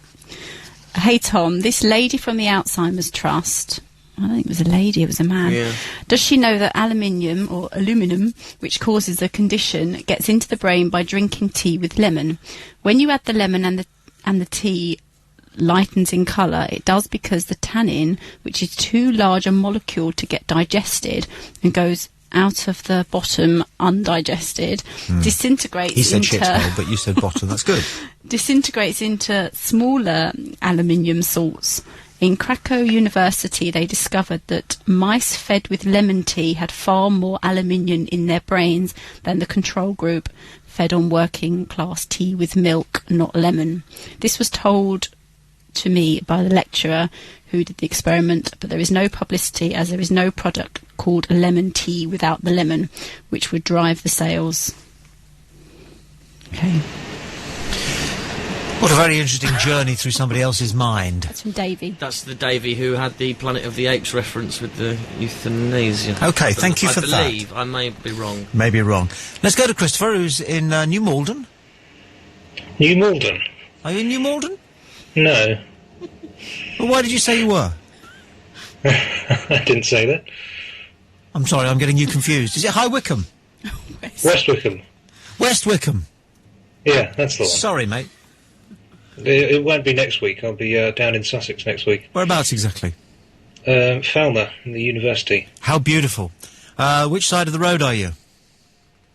Actually, the University of Sussex, not the Brighton. No, very nice. The secondary modern, as they used to refer to it down on the campus. I'm quite nervous about it, actually, but that's another story. Have you been before?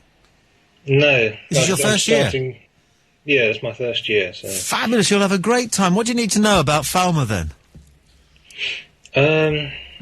Nothing, really. Where are you living? Are you halls of residence, or are you in town? I am. I'm in Park Village. That's one of the halls? Yes. Okay. Well, you'll have a fabulous time. It's the most unrealistic setting for a university in the world. It makes Cambridge and Oxford look positively suburban. You're surrounded by Stanmer Park, which, the occasional murder notwithstanding, is easily the most beautiful, beautifully landscaped environment for a university in the world. It sounds as if you have a lot of experience of this. Oh, yes. Oh.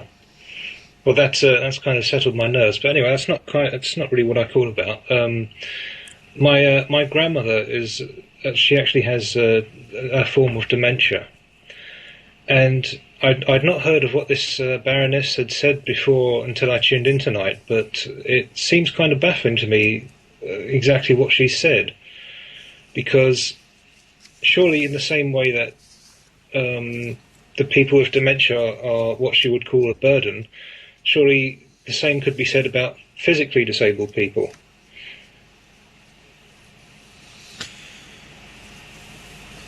Yes, both need... physically disabled people who need 24-hour care are the same burden in that sense. But I think I don't know how to put this, so I'm going to put it in a way which I apologise in advance if it's sort of like street English, but a person with severe physical disabilities who retain all or most of their mental faculties, okay?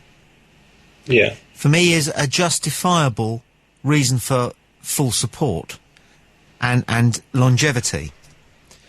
But a person who, through mental deterioration, has not only lost their cogence, but also lost their physical abilities, and therefore are physically disabled as well, seemed to me to be a burden which provides no reward either to their living relatives or to themselves. Whereas a person who is severely physically handicapped is able to experience some rewards, and their partners, friends, families are able to experience some reward from knowing that they remain and that a light is still on somewhere upstairs. So that's the distinction that I would notice between what you suggested might be two identical scenarios. Yeah, you've come up with a very good point, as always, and it is quite upsetting when I go and see her. I went to see her today, actually. What's she like? I fed her a dinner, and it actually takes about 20 minutes to eat a sandwich. And, you know, it's a silly little thing, but at the end of the day, it's very upsetting, you know? I'm sorry. It's very hard for you, and it's not the reason why you told us that, but well done anyway. And thank you on behalf of the rest of the world, because you did something better than I did today, so well done. What she got? What was she able to experience in terms of pleasure or happiness or contentment or sense of affection from your visit? Did she know you? This is something I've been wondering for a long time when I've gone to visit her, actually, because I'm never sure if she does know me. And I'm always very wary about visiting her on my own, because I'm sure she knows my mother, but if I'm on my own without anybody else that she knows, I kind of feel as if she's probably thinking, well, who's this strange man in my room? Yes. But my parents are on holiday, so the last couple of days I've gone to see her by myself. Whereabouts is this? This is in High Wycombe, West Wycombe? Yeah, in West Wycombe, yeah. She's in care? Yeah. What do the staff tell you about her perceptions? It's quite odd, actually, because some days they say that she's really got a lot better mentally and physically, and some days... sometimes they just say, well, she ate her dinner. But that's kind of it, you know. What sort of dementia? Does it have a name, a classification? Gosh, that's the part I'm ignorant about it. I do know that it is a dementia. Yeah, but not Alzheimer's. Yeah, I don't think it is. I think that's what I get confused about sometimes. Is she the only, is she the only and the first member of your family to go down this route? As far as I'm aware, yes. Yeah. Has anybody talked to you about your parents' circumstances once this has been diagnosed? No. Not as I can remember. No. And if she were to deteriorate significantly, but be sustained by the staff who are caring for her, will a conversation happen between you and your parents about what might be the best future for her? I suppose it has happened, really. That sort of conversation has sometimes taken place, you know. We often wonder, really... We always want to know what she's thinking. That's the one thing we'd like to know, is what is she thinking about the situation she's in. I know, and you don't know. My mum was a teacher at a school for disabled children. This was because I had a sister who was disabled, who didn't make it, actually, who died of almost a type of dementia at the age of 2.5. And my mum went to teach there, and I used to go and help her from time to time. And when I was about 10 or 12, I'd made a relationship with this little girl who was in a chair, who had a particular type of cerebral palsy, which meant that she was not able to control not only her arms and legs, but she couldn't speak. Her head moved about a lot. Her eyes even seemed to move in the socket in a way that she couldn't control. Can you imagine that, not being able to even choose what to look at? And so I tried sort of saying nice things to her, but what do you say? So I'd say, I think her name was Sarah. I'd say, hello, Sarah, how are you? And she would move in the chair. So I knew that she'd heard me say that, but I just had no idea of working out what was going on between her ears. And then one day the school bought this machine, which was a lot of money then, and it was called a possum. And on a possum, you had a keyboard, a QWERTY keyboard, which lit up. And you could choose which letter to light up by putting a tube in your mouth and sucking and blowing. Because sometimes with some conditions, the only control you have is over your respiratory system. So she could suck and blow. Wow. And my mum said to me, go and say hello to Sarah this morning. So I thought, I was only 10. So I said hello, and she moved, and she got her mouth round this tube, which was sticking in front of her lips. And I said to her, did you do anything interesting last night? Something like that I said to her. Well, I will never forget, because it's burned into my memory. This girl sucked and blowed and sucked and blowed, and she settled on the letter I. And a machine in front of her typed it, the letter I. Then she sucked and blowed and sucked and blowed, and it went space. And she sucked and blowed and sucked and blowed, and she got W. So now she's typed I, W. Anyway, it took about 5 minutes. I'll cry in a minute. Sarah typed back at me, I watched Star Trek. Incredible, isn't it? And so, what was going on there, you see, and what's your grand's name, Christopher? Ivy. Ivy, lovely name. You just don't know. I think it's do really, you? I think if there's complete activity up there, but the inability to externalise it. I think it's so easy to assume that people with, apparently obvious physical conditions and even, sort of degenerating mental conditions, it's easy to assume that there's nothing going on inside.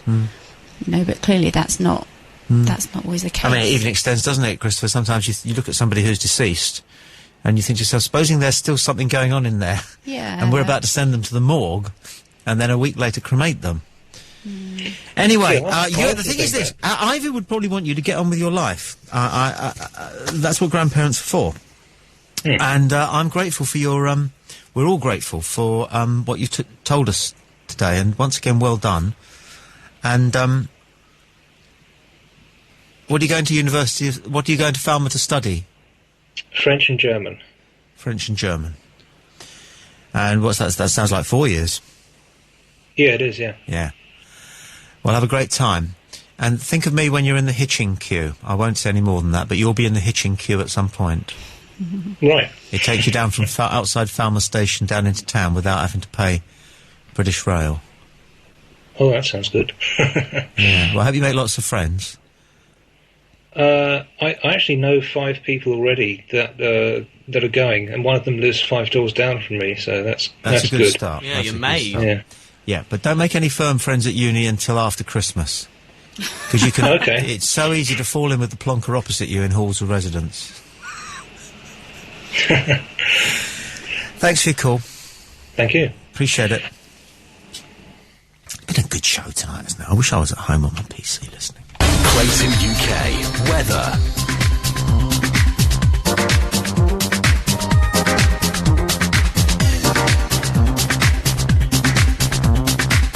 Right, I can't find the weather now. The weather. There we go. Right, this evening and tonight, brisk northeasterly winds will continue to spread rain into the southwestern areas and some central. Mainly dry elsewhere with clear spells and chilly in parts of Scotland and Northern Ireland.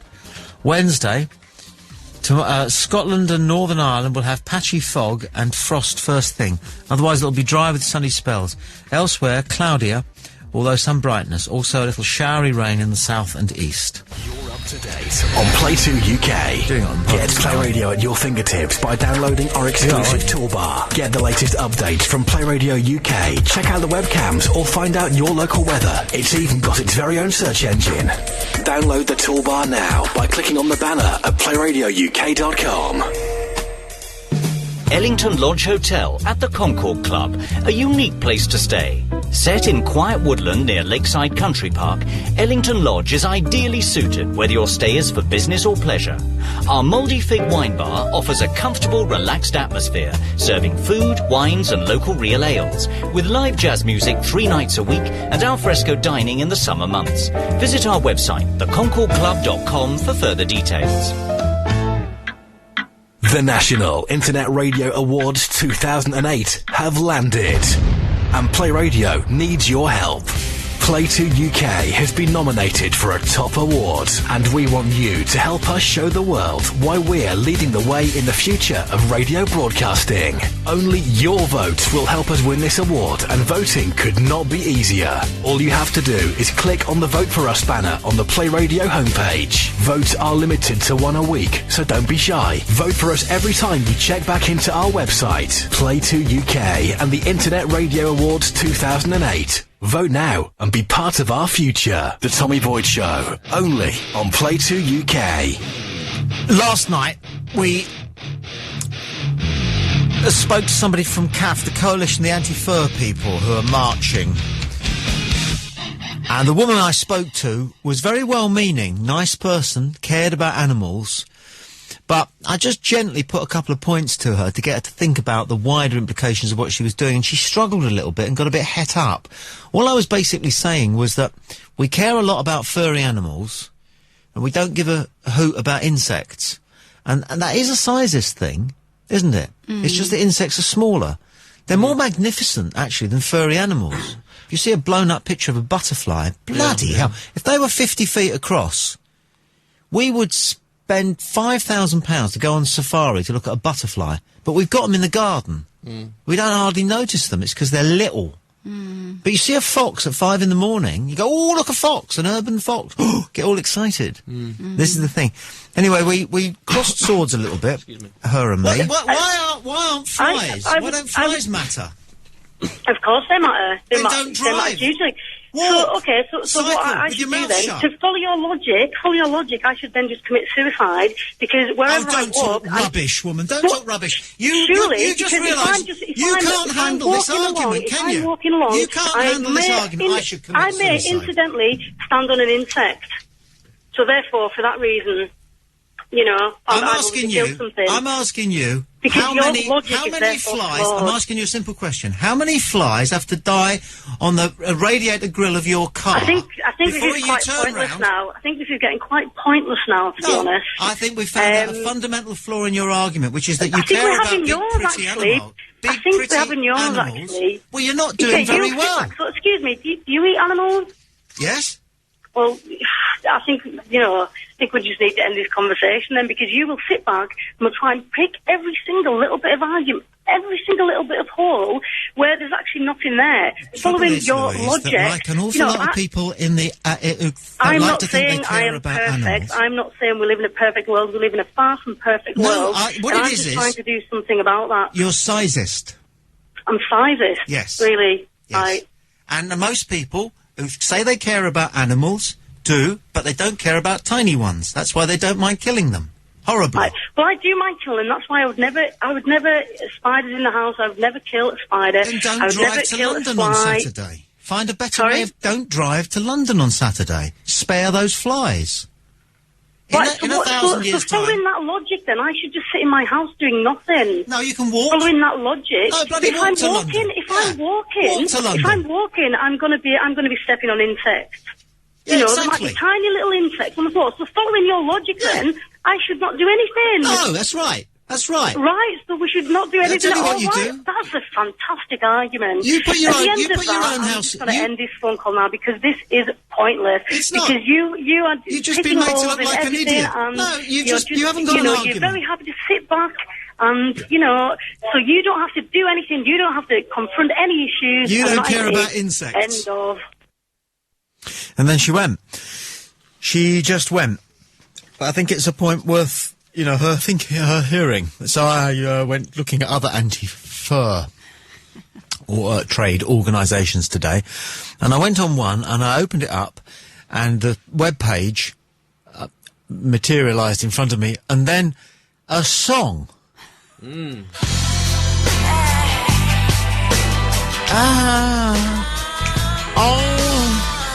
Piper all over again. It's not a bad dream.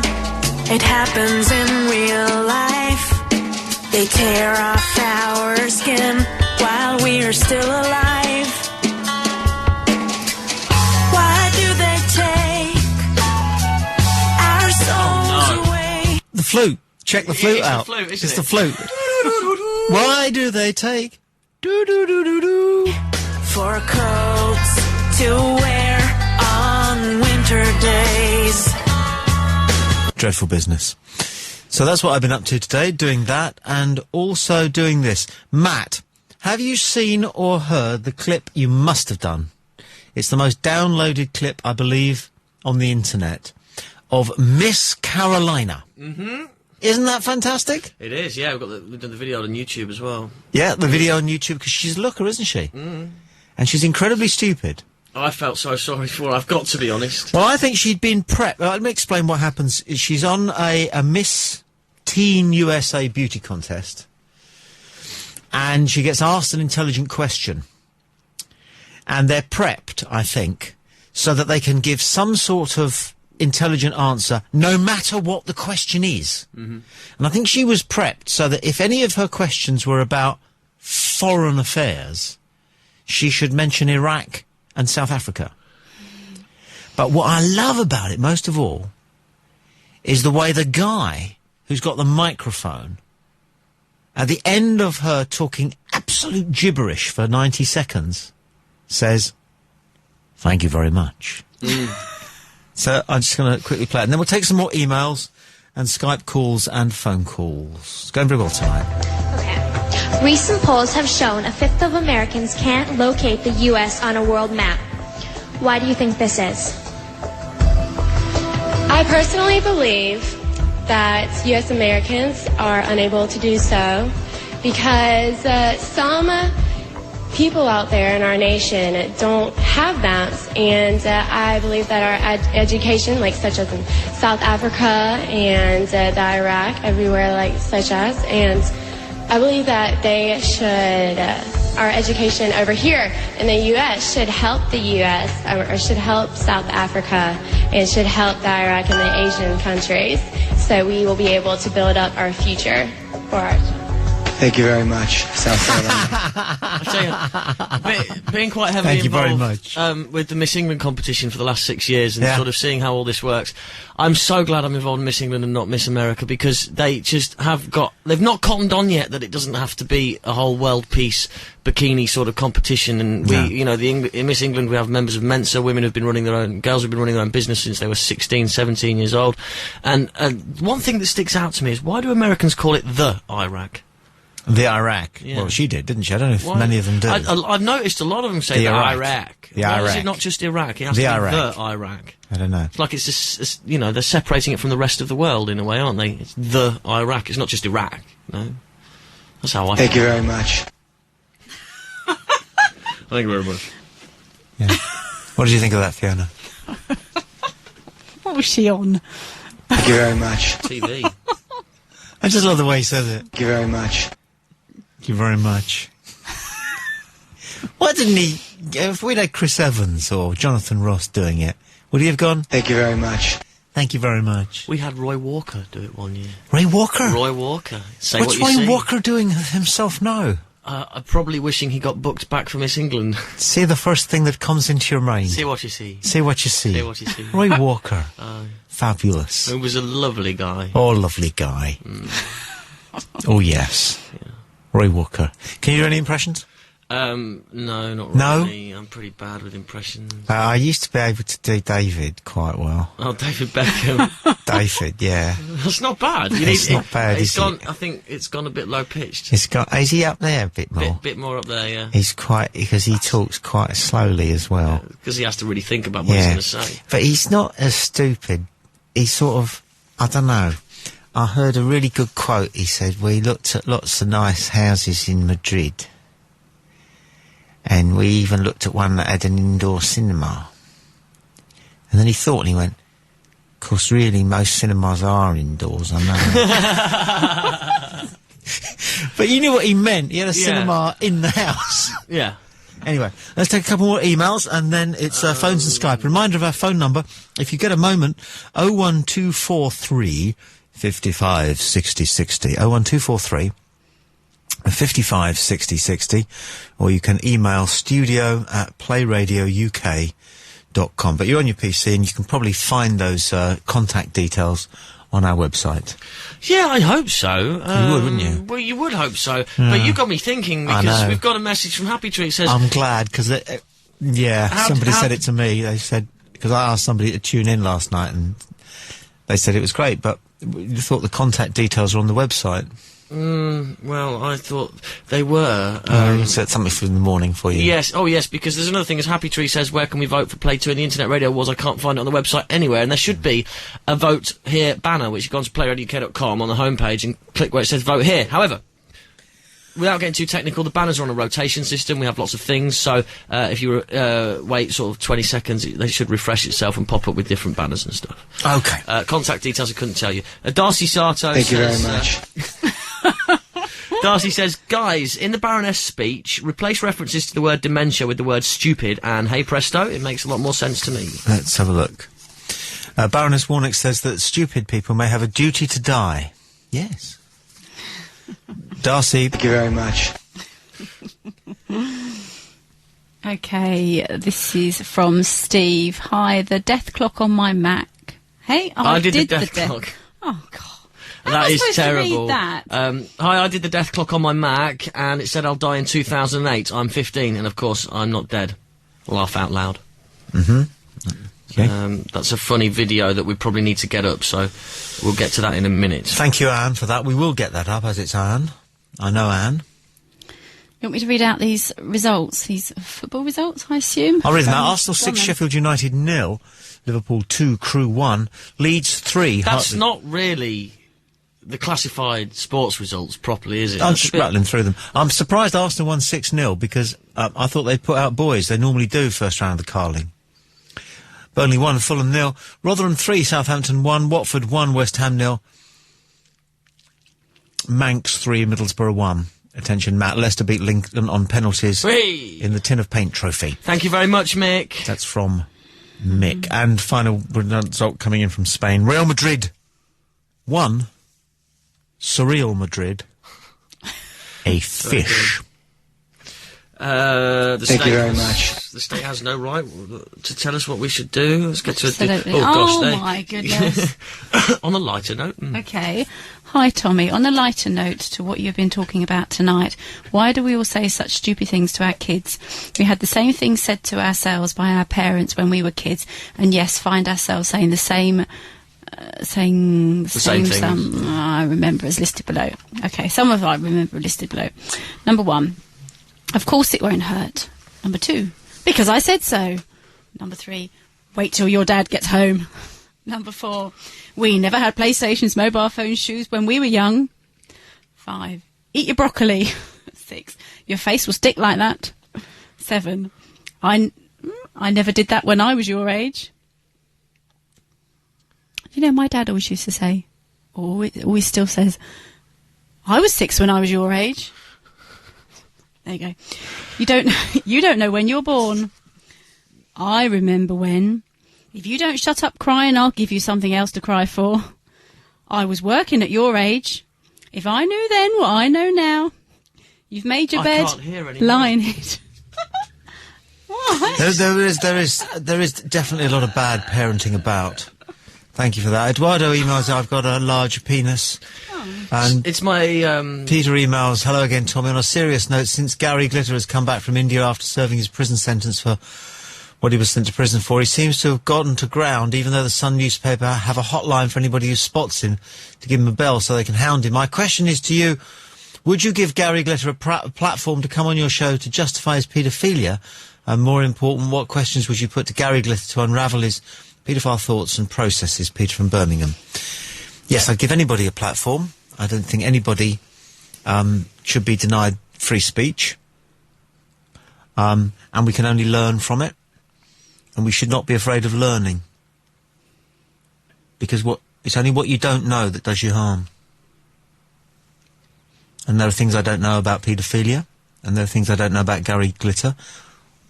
Or Paul, as he should be called. It's silly. Still calling him, Still calling him Gary Glitter. That's ridiculous, isn't it? That's his stage name, isn't it? Yeah. Yeah. He wasn't sentenced as Gary Glitter. The people who still call him Gary Glitter are the people who still who talk about the Coronation Street characters as if they're real people. Yeah. His name's Paul Gadd. It's ludicrous calling him Glitter. And when the press refer to him, they refer to him as Glitter. Glitter, 63, emerged from court. Glitter. It's ludicrous. His name's Gadd. Mm. So, yeah, I would. Would you? I would. Would you? Mm. When a guy called Michael Ryan shot, I can't remember, 12, I think, citizens in Hungerford. This would have been about 1985, 6, something like that. Do you remember that? No, it's before your time, that. Well, I was 5, 6 years old at the time. So. Yeah. We need to know what happened and why he suddenly started shooting people. Mm-hmm. But we closed the case. No investigation was carried out. What it was it a gradual escalation into homicidal psychopathic madness? Or did he suddenly flip? And we decided that we better not go into it because you don't go into some things. And I think that's heinous because we could have learned. Mm. And if we'd learned, we might not have had a Dunblane 20 years later. See? Mm-hmm. We all remember Dunblane, worst thing I've ever had to report. Mm. That's not my problem, Dunblane, but I'm just saying it was awful. Mm. We might not have had Dunblane if we'd investigated and found out about the psychopathic condition from what happened to Michael Ryan. You see, the second person he shot, if I remember correctly, the second person he shot was his mother.